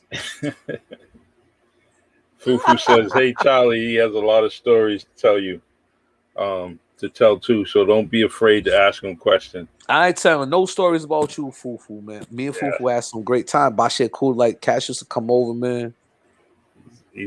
We come over, the coffee breath, huh, fool? Hey, they come over, right? And we go on our boys club break because in the summer you have breaks from the boys club. So we go over and we'd have some like intense basketball games on a 7-foot jammer in front of my grandmother's house. Mm-hmm. I would sit there and eat 2 roast beef sandwiches right in front of everybody's face. My brothers are big, tight. Yeah. So you got peanut butter and jelly. You can't touch roast beef. Doing that Eddie Murphy, you want to lick psych? You want to lick psych? No. And they said, ask fool. Fool tell you, man. Say, he sit there and eat that roast beef sandwich. I put it in the microwave too, so the cheese melts over my fingers. Be like, nah, you should have stood for the lunches. You just had lunches. I didn't tell you can eat. I said we're playing. I said we're playing on the 7-foot jammer. I didn't say you was getting food. You was lucky if I made you a BLT. You was lucky if you got lunch. Like, you know what I'm saying? You had to be a good friend of mine. You know what I'm saying? For me to fry up some bacon and make a BLT for you. Exactly. Love it. Food's on his way. He'll be on the podcast soon. We had fun. Me and Foo had fun as kids because we had a lot to do together because our fathers were running around doing whatever the hell they wanted to do, not being around us. So when they were around us, they taught us to pitch pennies, me, Lyle, Fool. But we're up over Tyrone. Tyrone cried because we took all his pennies. That's nice. Billy Qualls, you have to look at. That's who my father hung with. Like I grew up around. I grew up in a great era. Like I grew up in a great era. I feel so bad for these kids. Like they got shitty friends. Like they don't have no fun. Like what I'm saying. Not saying it like that, but I look at the friends I had. Like how much like we did. Like just the games that we played, the TV tags, the release games at night. You know what I'm saying? Remember running around at night? Like people look at the projects as a bad thing, but they wouldn't see 40 kids running around at night playing release or hide and go seek. Nope. And you know what I'm saying, man? And those are good games, and you didn't have. I mean, you can have some parents out there just sitting, they're watching everybody, They were Some doing their parents didn't thing even with care. They was out there just chilling. just chilling, hanging It was out. when it was time to go in, we went in. You know, there was no street lights back then. It was, you know, when I call you, when I'm tired of seeing you outside, when I'm when I'm Yeah, ready for you in the house, you can come in. And that's it. usually when they call you in. That's when you don't want to go in. That's when all the good shit's happening. Yeah, Everything's about to go down, and you want me to come in the house now. You didn't look for me for 13 hours yeah. today. We went 13 hours and you didn't give a shit about me. Now everybody's out here and they're ready to play the same game, doing the same thing. And you want to call me in the house? You're the worst parent ever. Remember that getting called in at the worst time when there Yeah. was a game? Like when there was a game, just like when everything started getting juicy, you was the one to God. get called in first. Oh my God. Get called in, then you got to run up to your room just so you can see everybody playing out there. That's when you see everybody playing outside to be pissed. You want to just Love throw it. water on people. I used to do that at the front. I used to get water and just throw the water on the court because they wouldn't pick me. Because I was too young. They said I was too young. So I used to just take water and put on the court and be like, yo, somebody's going to slip and break their ankle. If I can't play, you're going to break your ankle. Like, I'm going to ruin something somehow. You ruined my day. You ruined everything about my day. So I'm ruining your day. I'm ruining your runs. Nice. You know? And that's when cats used to play with jean shorts on. And Africa Joe used to climb the pole with no shoes on. Mm-hmm. Hey, you know what? No, the worst thing that ever happened to the front is the first basketball court they put out there. How they put it up with you couldn't Dude, the if you had sun, first man. Yeah. if you had first game, you Mhm. couldn't see going Towards Chantry east. Street. East, right? Oh, East. all right. Nah. Cedar Street. When Cedar. you had Cedar. that game, yo, when you play, like so when you start, you can't see going up Cedar, but it wasn't so bad because it was going towards Chancery. But when you went on that way, man, going towards Chancery Street, yo, check this out. They had the park, they had a fence, they had a big fence, right? And in the Yep. middle of the opening, they had a tree. Remember when they did? Do you remember when they had the big tree in the middle of the Yes. fence? Like, Yes. how do you have an opening to the park, but you have a big tree in the Big middle of tree the there. opening to the park? That's folks. That's original, like United Yeah. Front stuff. Like that stuff, like with the tunnels and the tunnels smell like piss and beer, and you can go Mm-hmm. through and see Ivan Lloyd and Neil Ferg and them guys, Shamrock. You know what I'm saying, man? The Crash Crew up over there on Court Street, and you had a lot of guys, man. Paul Rosario will tell you all that stuff, man. Oh Like, yeah. We you know what I'm talk about saying, it all the man? time. Warren Rat and all them cats, like, and then you go to West Lawn and you had the Wild Kingdom. It was a whole nother world. Then you go down South End and it'd be a whole nother world. Like, Mm-hmm. you know what I'm saying? Like they have the same. It's like flip. They have like the same type of OGs, but it's a whole different. Bay Village was like a whole different feel when you go down to the park and you go down, like, because it was all in that one stretch. So instead of it being like over here and over here, like, because a lot of people was in Ben Rose early, like, and then I remember stopped going around there really a lot when like Tion and them moved up west, because we used to go down there for Minga and Yep. and they used to have their little Tilly used to have her Halloween parties, and we used to go up over there over Knit and Tilly's house, Knit, yeah. They're How many bringing it people back. brought up Knit on your podcast so far? Knit, man. Oh, yo, Remember Nikki? Nikki. Used to hang with my uncle brother tough. Like my uncle brother loved Knit. Like it was crazy because like I had like my family was so West End but so South End at the same time. You know what I'm Yeah, saying? Like yeah. my cousins, when they moved up west, a lot of them still hung down South End. Mm-hmm.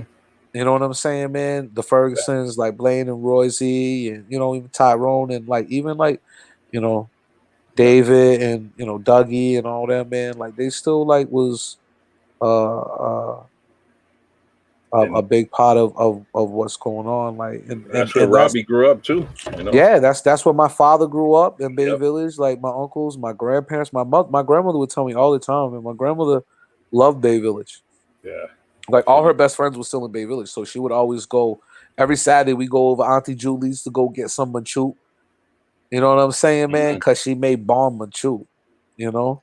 Alan's mother, and I would go out there and just go play with the kids because it'd be second nature to go out there, for her to go visit all her friends on a Saturday. Like I remember going into the bomb shelter, like, and having soda and chips. Like, remember when you like your parents would like be like, I'm over here, like, come in, and you sit down and you play the jukebox and you have a soda and you sit down and listen to people talk, and you know what I'm saying, man. You can go into a bar and not feel like, yo, we like kids around here are idiots. Kids nowadays are idiots because they have so much more to do and they screw it all up. We had so little things, and we had like we could go to the store and buy cigarettes at like 6 with a note.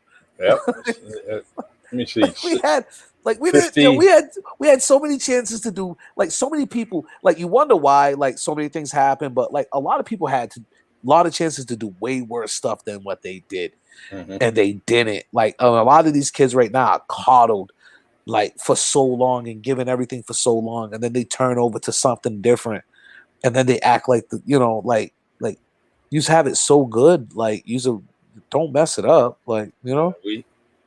I remember my aunt taking me. She telling me, "Go to the store, go get her cigarettes. Give me 55 cents." It later went to 65 cents. Go in there, get the cigarettes, bring them back home, and just, it was crazy. I mean, now, you can't do that. Like you go to Paramount, they sold hard liquor in the back of Denmark's pharmacy. Like that was Chuck's. That was Chuck's Liquors before Chuck's Liquors was Paramount. You know what I'm saying, man? And you go in there, man, and you know, you're trying to buy like a pink ball so you can play Spud in some Twizzlers, and you know, Paul Pimp's in the back buying a half pint. You know what I'm saying, man? And they're out there, like, you know. I wish I can talk to him right now, man. Paul was. It was, man. You know what, man? Like growing up and seeing a lot of people, right, from the West End and South End, like playing for Mr. Brittle stuff. When he had the Wee Jam shirts, and being able to be lucky enough to, you know, be accepted as a New Bedford brother, to be down South End. And be hanging with cats like, you know, that you seen play football when you was young, like Raymond and Aaron, and you know, you know all these cats because they hung with your cousins or they know your family, and you know you've been around them since little kids, and it's so second nature, and they don't even look at you like you're from like South End or West End. We don't even look at each other like we're from the South End or the West End. We just, so true. You know what I'm saying, because we have so many memories of doing so many things with each other. Like, you know, some people have problems with that. Me, I look at these cats like, you know, going over my cousin Chad's house playing Madden and stuff. Like, oh, you got the new Madden, Chad. Be like, come down here, Chad. You know, Chad. You know what I'm saying? We go down Vi's house, the little yellow house and stuff. And, you know, they're fighting, we're playing. You know what I'm saying, man? Like, you know, good memories. It's just you just see a lot of families, and you see a lot of your friends, you know, that ain't here no more, locked up and stuff. I remember going to like Wayne and Baby's house and just hearing them fight and argue, like seeing it was crazy. Me and Sadiq used to laugh at that stuff, like, you know what I'm saying. But these are like, this is the family. Like my cousins are our team and our team. Like Jesus Christ, like, you know what I'm saying. Like, you know, you grew up around so many eclectic people. Yeah. Like, how do you not become a character? How do you not, like, you know, and you see so much hardship, but then you make different friends. Like you go to Keith, and you know, when I was hanging with Keith, I got to hang with like good friends that were like, you know, good like white friends. Yeah. You know what I'm saying? And you go hang in different areas, man, and you hang out with these kids, and you're like, hold on, wait, these are just like the kids I hang with, except they just have the means, you know. True. But they still have the same attitude, and I'm still like, you know, we're still people, and we still look out for each other. Like, you know, there wasn't a lot of like, you know, when you see real, like there was no color barriers. No, like, not at you all. know, and you know, a lot of that shit helped me become a city councilor, bro. Like honestly, like, you know, you do so much in your community.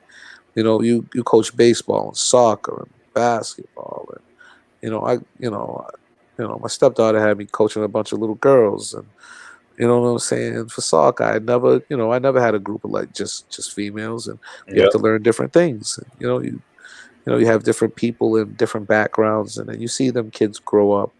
And you said, you had I had a penny in that dollar. Like, it's good to have a penny in some people's dollars. True. And you get to see so much, and you get to be around so much, and they give it back to you. They don't always give it back to you, you know, when you want it, but they'll give it back to you when you need it. Eventually, yeah, it'll come around. Except if they don't want to pay for something. I seen I mean, the years that I was at Keith and just being there, and all the things that I did interact with young folks, even the parents. It's all coming now. It's coming now that they're parents, those students and our parents. And then I talked to the grandmothers, and they just you kind of just talk and relate, and those memories are kind of, they were the highlight in my career, being there at Keith Middle School. A lot of stuff must have been hard for you though, Charlie, being a cop. Not just saying about that with Keith Middle School, not to cut you off, but like, remember how cats used to be like, yo, like they be drinking and then they see a cop, they be like 5-0, they'd be like, oh, it's Charlie. Yeah. Like, you know what I'm saying, man? Like they not disrespectfully, but like they felt like a little bit more comfortable because they knew who, but they had so much respect for you. Like the guys, like we all had so much respect for you. You know what I'm saying? Being a cop, like it was. I don't like it was different for like you, maybe like my Uncle Fergie and stuff like that. You know what I'm saying? Like the respect was different for you.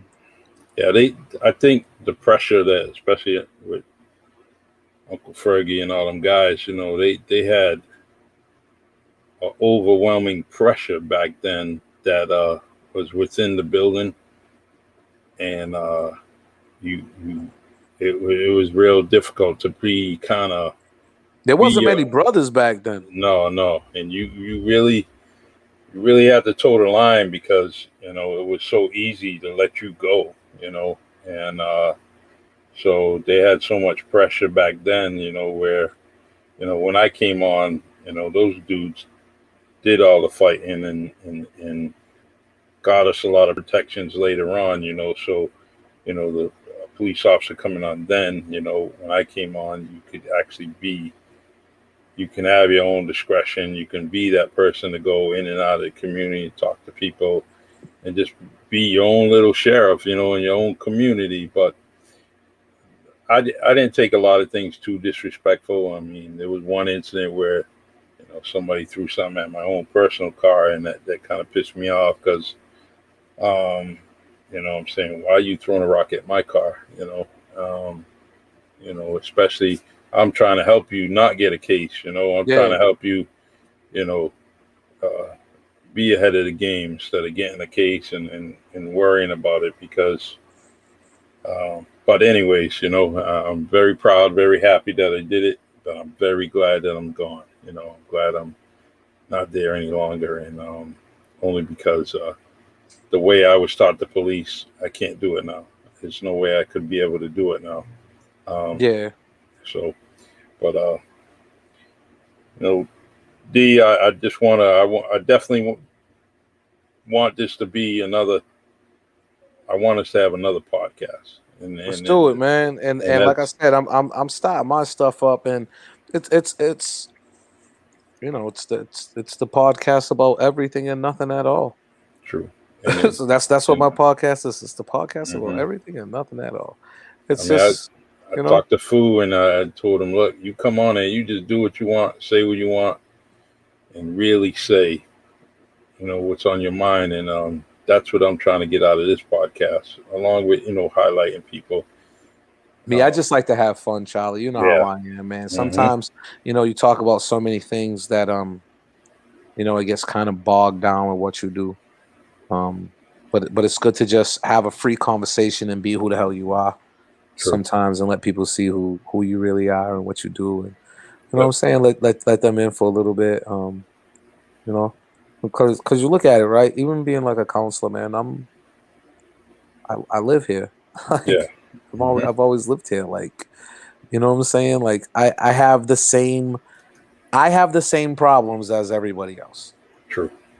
Like, Yep. and so many people will be like, oh, like, you know, I know what you're talking about because I have these problems. Hmm. Like, I have this issue. Like, I understand. Like, that's why it makes it so easy to listen to.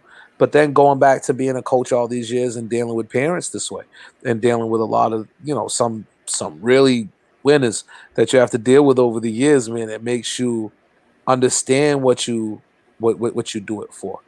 You know, and you know, I think everybody that helped me out and gave me an idea and um gave me a chance, and you know what I'm saying, man, and gave me some knowledge and wisdom and dropped some knowledge on me, you know.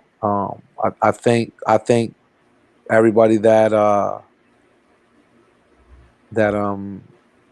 let me be me, let me be free, Hmm. let me be me. You know, Ross Grace didn't know how to do basketball, so he called me in to start the Connie stuff. Next thing Yeah. you know, we got something really good brewing. You know what I'm saying, man? And he got that ball rolling. You know, I've been doing summer basketball now for 19 years. 19 years, bro. Hmm. 19 years. Like, I've been doing this for 19. Gotta You love know, it. it's tough. You know, and as much as you do, like, and um, it's hard. It gets harder every year, man. You know, and a lot of um I got turned down a lot of times with this and not believed in a lot with this. And I did it for nothing. Like, almost nothing, man. Like, people didn't understand, like, all the money that we used to get. I could have made so much money off of doing this stuff, man, and I didn't, bro. Like, and so many people look at me like, like I'm an idiot for not doing so. But like, even back then when I did it at like United Front, like, I would send the whole projects to Waterways. Hmm. Like the whole fucking neighborhood to Waterways, And bro. that's a big ticket. Like, That's some that's a money, man. big ticket. So all the money that I had, man, I would get back to all the kids in the neighborhood That's and send buses up there. Celtics games. Ask the kids, man, the parents and stuff. All these kids vote now. Mind you that. no. You know what I'm saying? All these kids vote now. Mind you that. All right. Nice. Yeah. And I and wish. and I and wish. and and these guys, the days we used to go up to water was the days we used to go to water country and get the buses and go to water country and go to the Hall of Fame and go to the Celtics games. Like, you know what I'm saying, man? And like the trips, the moments, the cookouts, um, the ups and downs, Yeah. you know? And then I look at guys, like I said, man, I look at my guy like Mike. You know what I'm saying, man? A lot of stuff happened out of tragedy. Like, this dude's been through so much stuff, man, so many tragedies. Like, a lot of stuff happened when his brother died. Like, his brother Yeah. saved somebody. You know what I'm saying? Incident early in the day, something else happens. His brother got shot saving a kid. Yeah. And I. Saving a kid. I was parked in the spot where right before they all when me and Phil just had left to go pick up Robin, his sister. Mhm. And when we pulled out, it was right there. Yeah. We. And I was like, like, and then you look at certain times in your life where it could have been you because you were sitting right there and Hmm. stuff happens and things happen to you and you're like, wow, like, I'm so fortunate to be here. Yeah. I'm And so it's. fortunate that I didn't get hooked on drugs. I'm so fortunate that I didn't hang with certain crews and didn't get locked up and do certain things. I'm Mhm. so fortunate that I said that I went this way when I could have went that way. I'm so fortunate that some of the things that I've done I never got caught for. Like, you understand what I'm saying? You look at things, man, and you look at all the blessings that you have. Lucky I got healthy kids. I Yeah. got a healthy family. You It know, could have been just. It just could have been the. I I could have mean. been born into I could have been born into another place, into another family, and then I look at the people that I'm around, and like I told you, the cookouts I went to, and the family reunions, and the love that I have for my cousins, and the love that I have for my family. Like, I couldn't see myself growing up in any other environment with any other people. Like, even when I was growing up, we was all in the West End. I was in the townhouses. My cousins were all in United Front. They were all in like, we was all in an area where we was all the same age, and we all grew up together, and we all like have a bond. No, it's crazy. Like, none of our kids have that bond. Like, a lot of our kids don't have that bond that we have, and we see each other and we're like, oh. Yeah, And yeah. our kids don't even get that. They're like, oh, that's my cousin. Oh, wow, I see this kid all the time. Like, no, that's your family right there. You love them. It's so true. Like, you know what I'm So saying, true. man? Like, cause some of them threads get taken away. Like going back to like, you know, your old grandmothers and your old grandparents and the people that keep cultures together, and you know, certain things that happen within families that tear things apart. But you have to try to mend things together. Like I remember the good times, you know. And I Yeah, and we get I just wish a couple of my, you know, I wish my cousin Tracy was here to see a lot of this stuff. I wish, you know, my cousin Kwanzaa was here to see a lot of this stuff. My hmm cousin Brandon, you know, they passed very early. Yeah. You know, and when they were younger, and you know, you know, you look at them and you see how much they've lost, and how much you've seen in that time that they've been lost, and how you wonder how they would have acted in this situation or been here in hmm this, and you know, but you keep their name and their spirit and that love alive, and you know, and you look at the guys, you know, that you see, and I know Ed Rogers wants to do something down South End and make a mural, and you know, like, you know, they want to put it in, and they just want DPI to help them out, and with some, that's beautiful. Mike did the rock up over here. You know, a hmm lot of these things need to get updated because there's so many people that's passed. Um, True. and I look at so many people, man, like, you know, so many young people that passed away that I've seen as little kids. You know, when you look at that stretch from like 2001 to like 2007, 2008, a lot of young people passed away. A lot of young Yeah. people died. Like not just that. A lot of young people went away. Yeah. Like They went up. a lot of good brothers got locked up, man, and a lot of good brothers passed away. You know, and you know, a lot of motivation for things that I do is not to be on a fucking t-shirt, bro. Yeah. You know, and when my kid was born, the first thing I said was, he's gonna grow up in this. hmm I gotta make some changes around here. I gotta do something around here hmm to at least make the temperature go down with certain things for certain things, and how it True. goes, and handle what I can handle, because you know, my kid has to live in this. And at first you look at it and you have all your peoples out here, but like when you look around and then you become a dad and you say, my kid has to live in this shit. You know what I'm saying? Yeah. And then I got the chance to be in a bunch of people's lives. Like holy shit. Like hmm I got the chance to be in like a bunch of people's lives. Like Home. It's you. It's I got priceless. like It's priceless.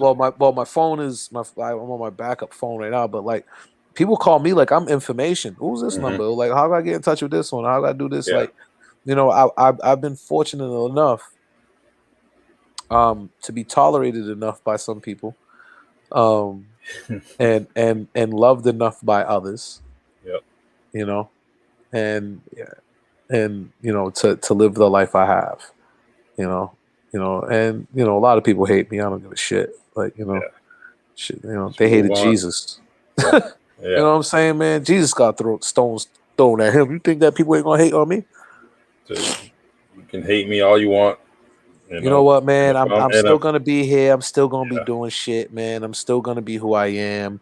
Like I'm not gonna stop. Like, you know, I love my city, man. My, you know, Yeah. And if I'm if you hate me that much and I'm taking some peace away from you, man, you need a life, man. You need to do something else, you know, because if I'm getting on your nerves that much that I'm getting you upset and hating you and blasting out all kinds of stupid stuff and there.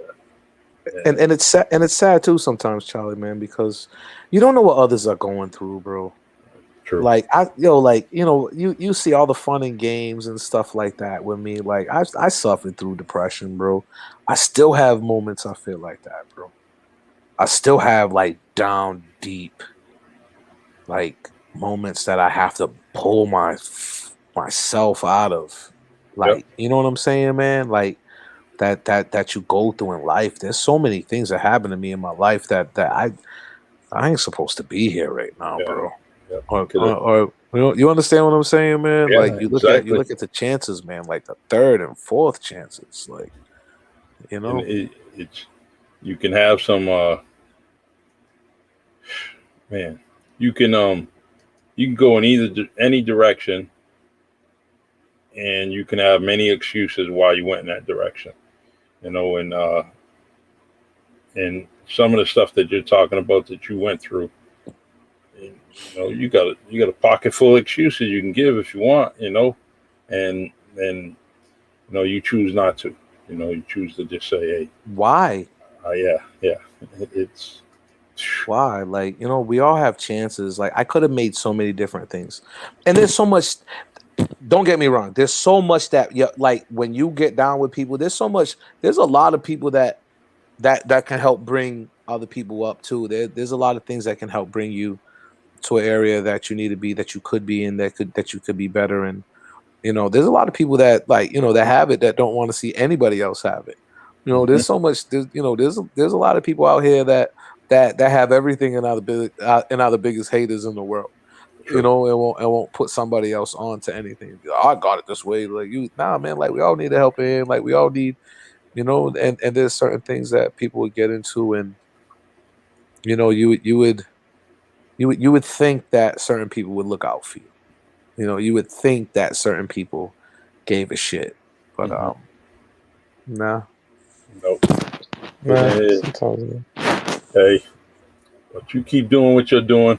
I'm proud of you. I'm just me and me, brother, man. I look up Yeah, to guys like you. I thank you. and I'm just being Um, me too. Yeah, I thank you, man, for just being you and always being the person that you are. yeah. Like Mm, you are, like the person that you are right now. You've always been like a lot of people might not know that, but a ton of people do. Like shit, man. Like he was almost the mayor. yeah. like, Hey, like you know what I'm saying, man. So uh, I had good rope. I had good people that did a lot of good things that I didn't take, that I took for granted of their words when I was young. Tommy mm, Gomes being one of them. Mr. Barboza. yep. You look at a lot of people that that had a lot of knowledge and a lot of culture and a lot of things, and um, Ray Haltman and them guys allowing me to play as a little kid. You know what I'm saying, man, and Yeah. playing with the older guys and being able to play basketball with the older guys, and people forget about like how much guys like Alan Ganetto did for kids. Hmm. Like, you know what I'm saying? They had that one fiasco with the concert tickets that he had with Mike B, man, and they put a sour name on him, man. Yeah, That dude took off his shirt for a lot of cats, man. sure You did. know, He I remember did when the him and Russell Montero used to run he did the the track games for meet, us. all the games up, They and they did like these are like unsung heroes, like these mhm. guys that did these little things that go overlooked in a lot of things that they've done, and I just remember going down Monty's on Sunday mornings, and Fleet be like, let's go run with Ray Haltman and them guys, and he was old enough, but I wasn't. Mhm. But shit, if he's gonna let Isaiah Marcus play, he's gonna let me play too, right? True. So, but we all learned from that, playing with Ray and Dave, and Sonny and Stevie Ramus, and a lot of them older guys, and they allow you to come in, and they hit you with their little chucks, and they get you a little tougher, and man, and you don't realize it in them moments. Um, you don't realize in the moments how big the moments are, how much the moments mean. Mhm. That you take some of that stuff for granted, and I have so much thanks for so many people. You know what I'm saying? For teaching me so much stuff, even the people that did bad stuff. Like you taught Mhm. me so much stuff, man. Like what not to do. And Like and even if I had ill neighbors. I had yeah, ill yo. I'm telling you. You remember the kids we grew up with, Charlie? I had an ill era man that I had to look up to. I had ill cousins and ill neighbors, and I had, you and know, it's but like you said earlier, you wouldn't trade places with anybody. hell That's the nah. same with me, man. I'll take my upbringing and do day one to day million, and and go that same path, same exact path, because it definitely molded me to what I am today, and it's molded you to who you are today. If I could have did, I probably would have made a change to one thing in my life, and that's probably the only thing I would have made a change in. Yeah, We won't talk about that now, but there was one change I would have probably made in my life. It would have never changed who I am today. It would have just, it would have been just about making better decisions, being exactly. at a different point, and that's where, that's where the liquor comes in though too. Like, Hmm. like being a drinker since like, I remember like one of the first times we drank. Well, I got sick the first time we drank. Jesus Christ, I threw up all over Landon's wife's house. Uh-huh. The first time I drank, we was all like hanging up over there, and I like threw up like seafood salad and hot dogs Hmm. from like the dog meal. Um, like all over the place. They sent me I home in a love it. sunshine cab. They sent me home in a sunshine cab. I was like 13. Like I just fell on the floor like house party. Like my grandfather, like he was like, "I'd fuck you up if he wasn't so fucked up." Hmm. Yeah. Like, You want, you want to hit it, a drunk. yeah, I mean, he wanted to hit a drunk. He thought it was a sucker punch, but then Mhm. like that a lot of that turned into like daily stuff by the time I was like 16, 17. Mhm. And a lot of the times that you're funny and you're laughing through things, when you act in certain ways is because you're going through so much hard shit within yourself. Sometimes you run to a bottle, sometimes you go smoke a little bit, sometimes you know what I'm saying, man, and it just that hurt. You have to try to take out that hurt some way. Sometimes you go play ball, sometimes you get in a little brawl, True. like and we don't and you don't know when you're a young kid and you don't have, you have so many guys that you could have looked up to, but you didn't really have that guy. Like they was all there and they all showed us stuff, but like they never really like gave it all. Like they gave it all to themselves. Like there wasn't many that gave it all to everybody.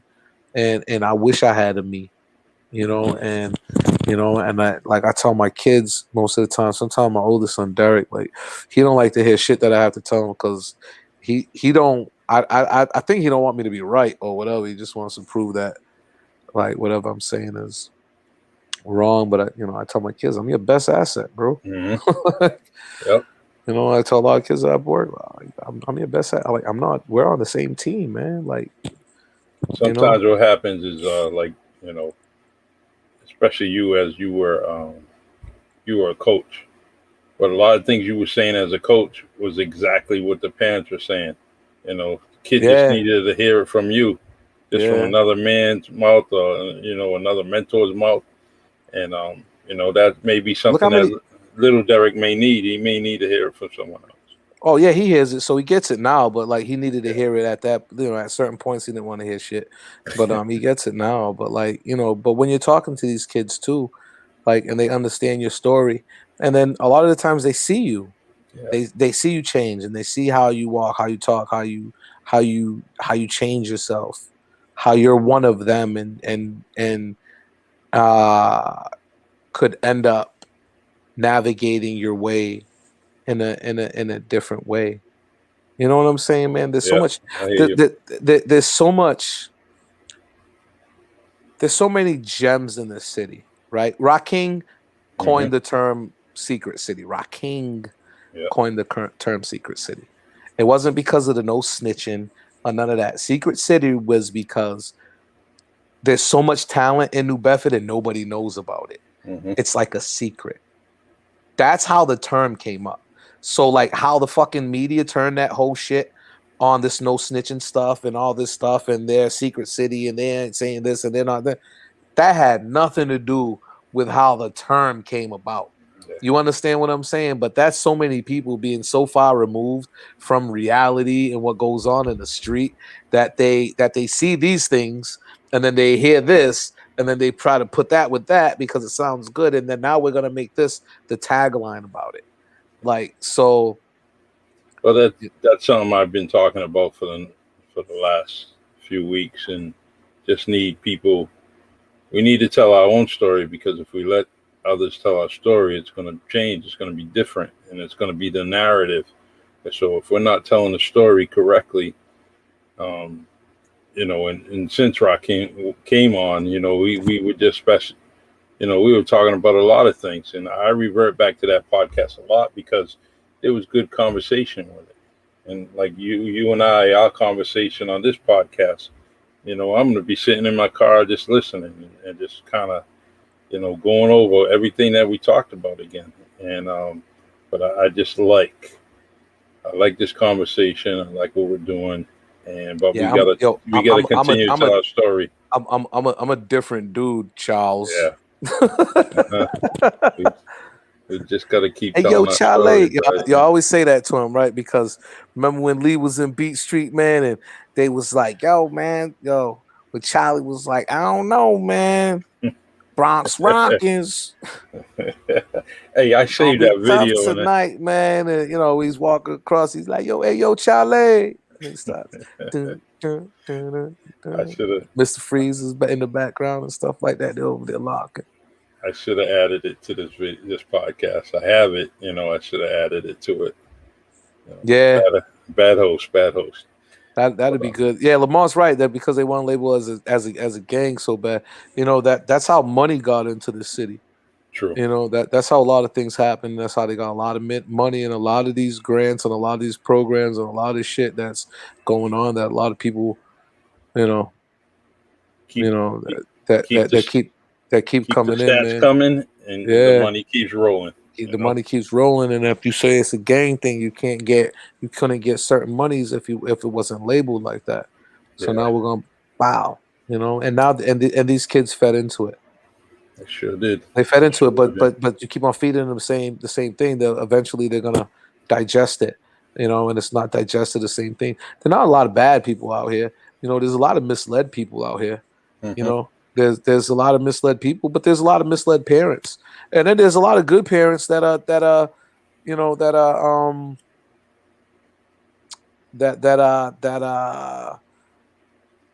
have kids that just get caught up with the light and want to be a moth and go to the light and want to be down with everybody that they think is fresh, and they want to, it looks good to be living hard and not knowing that, some people just wish they was living like you. But then you don't know what these kids go through. You don't know what they're missing in their life. You don't know what, that one thing that draws them to something else and draws them to them things.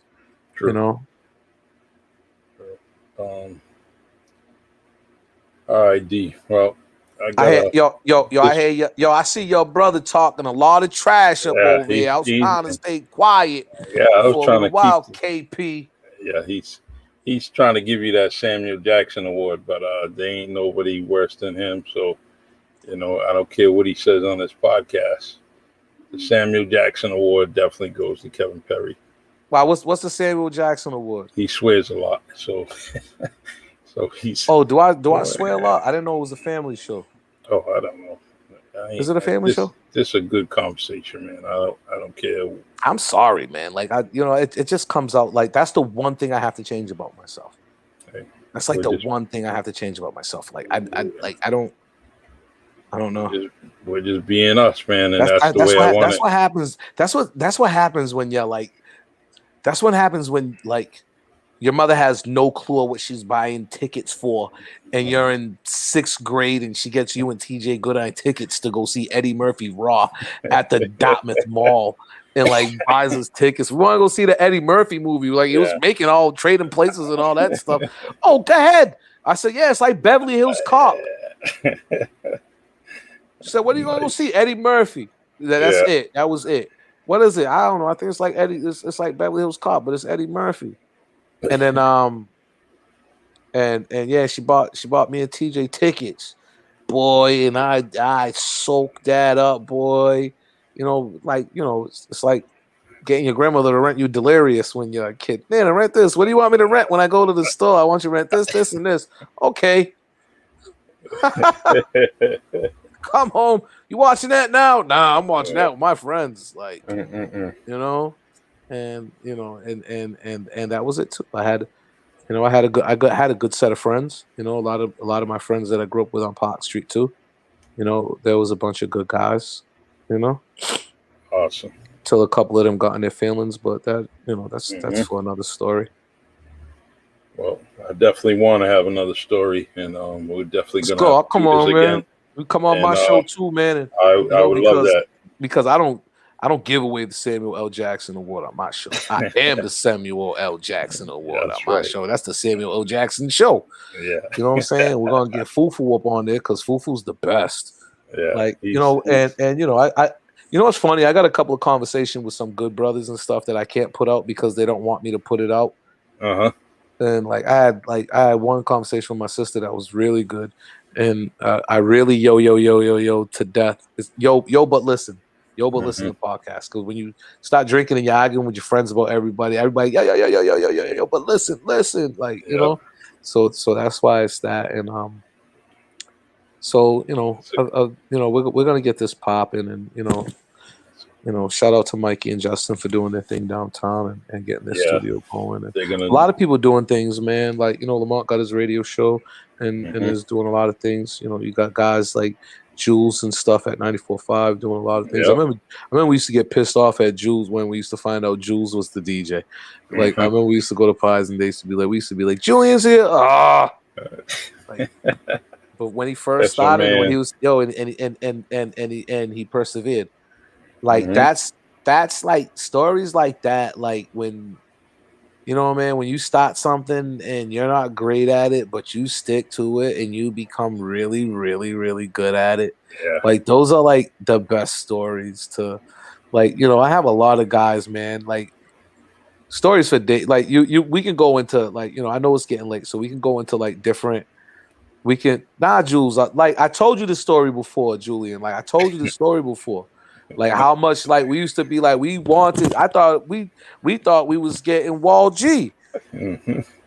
and then we got Jules, and then at first it was like he played good music, you know what I'm saying, but his transitions were tough. You know what I'm saying? He didn't go from song to song good, but like with anybody just trying, like we was his guinea pigs. Like, you know what I'm That's saying? Like he said, he said, "Where's what?" who is Paul G? Yo, like we was his guinea pigs though. Like with Spank with barbering. Like Hmm. Spank wasn't good at barbering. Like, you know how many haircuts he messed up on our heads? Like before he got nasty at doing what he's doing. Like you had to learn somewhere from somebody. You know what I'm saying? And what better thing? Like Jules was playing Flex, Time to Have Sex in OLOA's basement with the and it'd be too light, so I shut off the lights and Sister Marianne be like pissed off, like I know it was Derek, like you know what I'm saying, man. We used to go in there and we used to be grinding down there, boy. Woo! Oh, and a well away. Yep. Sinners. And then we all go to church on Sunday. Like we wasn't there last night, wilding out. We put the tables back together. We eating muffins, talking about we was just grinding. I was just grinding in this spot right here, and somebody's eating a muffin. Hmm. Love it. Oh man. Well, brother, we're gonna do this again. Let's do it, man. I Definitely. hope people just, you know what I'm saying? I hope people enjoy the conversation.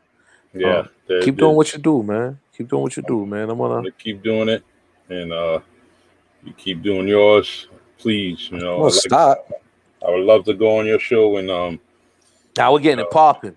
yeah, we'll definitely. I can say what I have to.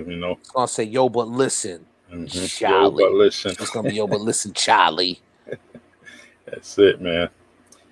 All right, brother. We're gonna talk about and we're gonna talk about how streets up north look like Oh, Beverly hey, Hills and I got part one. I'm getting part and two. Sycamore Street looks like you need an ATV in New Yeah, Hampshire yeah, definitely.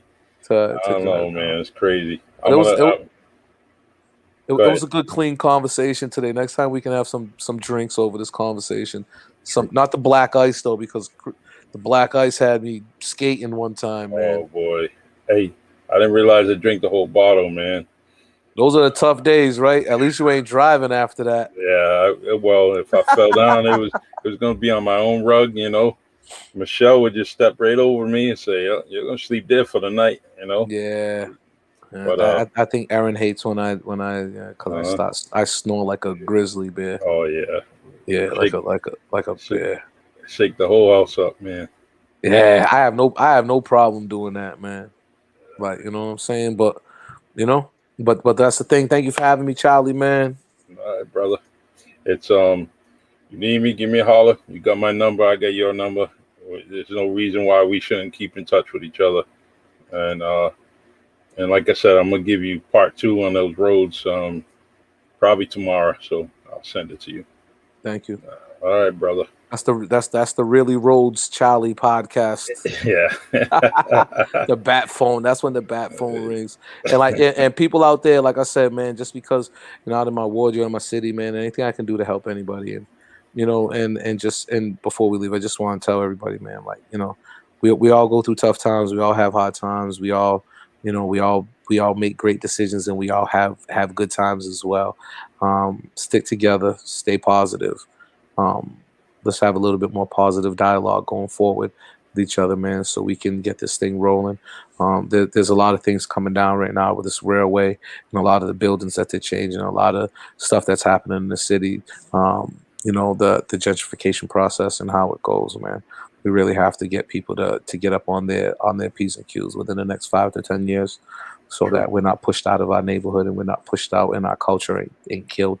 Because on a serious note, that's one of the most serious problems right now, is what's going on. Is it's good economically for some people, but it's going to make it tough on the people that's been here, the people that's been grinding, and the people that look like you and I, and maybe a couple of shades lighter, man, and even people of non-color who don't have knowledge and that are poor and don't have the education and don't have the means to start the understanding. That's where we got to stop moving right now, and hopefully that we get to this process of winning certain parts of our neighborhood back, and as their ball is rolling, just to make sure that we're there, that we're on that ball, we're a part of that, and we're getting it so that we can continue the culture in our city and continue things that's going on positively in our city. But thank you so much, Charlie, for having me, man, and hopefully this conversation gets through to a few people, and anytime anybody needs me, my number, you need constituent services done, you need things happening around here, please reach out to me.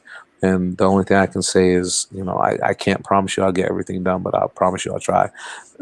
Exactly. And that's it for the night, man. God bless. I love you, New Bedford. Thank you, Charlie. Thank you, brother. I appreciate it. And our Ward 4 Councilor that we're very proud of, and you keep on doing the work that you're doing. And like I said, we got to all pay attention. That's what you said too. We got to pay attention to what's going on in the neighborhood, in the city. Not just the bad things. Yeah, not just the bad things. Good There's people doing stuff everything. that you can make come ups with. And, exactly. and those are the things that we really have to pay attention to too. Yeah. We focus too much on the negative, and so many positive people and so many positive programs, and there's so much good that's going to come out of it, and and you being a driving force behind that now, giving a lot of people a chance to talk about what they do and what they went through in their roses, and how everything went. Shout out to Bernadette Souza too. I didn't give her a shout out today. Yep. My girl. I love She'll her. be on there eventually. I'm one of her biggest fans. Yeah, me too. Me too. Fans. Since we were 10, she's definitely an ace in my book. And yeah, man. In my deck, definitely good people. So some people are just meant to be great, bro. Yeah, she was. Some people just have something in them, She got her mother's molds, that's for sure, man. Huh? Yep. So, all right, Auntie brother. Carol. Yeah, my girl. Auntie Carol and Papa T. She's the best. Yeah. Awesome. Thank you, brother, man. Have a good night. You too, man. Stay blessed, man. Peace. Appreciate you. God bless. All right, everyone. Thank you for joining the Really Charlie podcast. We definitely went through some extended time, but that was a person that deserves some extended time. He's definitely full of wisdom. Definitely could talk to him for a very long time, only because we relate. And I'm very proud of what he's doing. and I can't wait to be on his podcast, on his platform, doing our thing. So, all right, everyone. God bless. Stay blessed. Be well. Love y'all. This is a Really Charlie podcast. StreamYard, Anchor, Spotify, Facebook, and YouTube. Take care. Have a good night.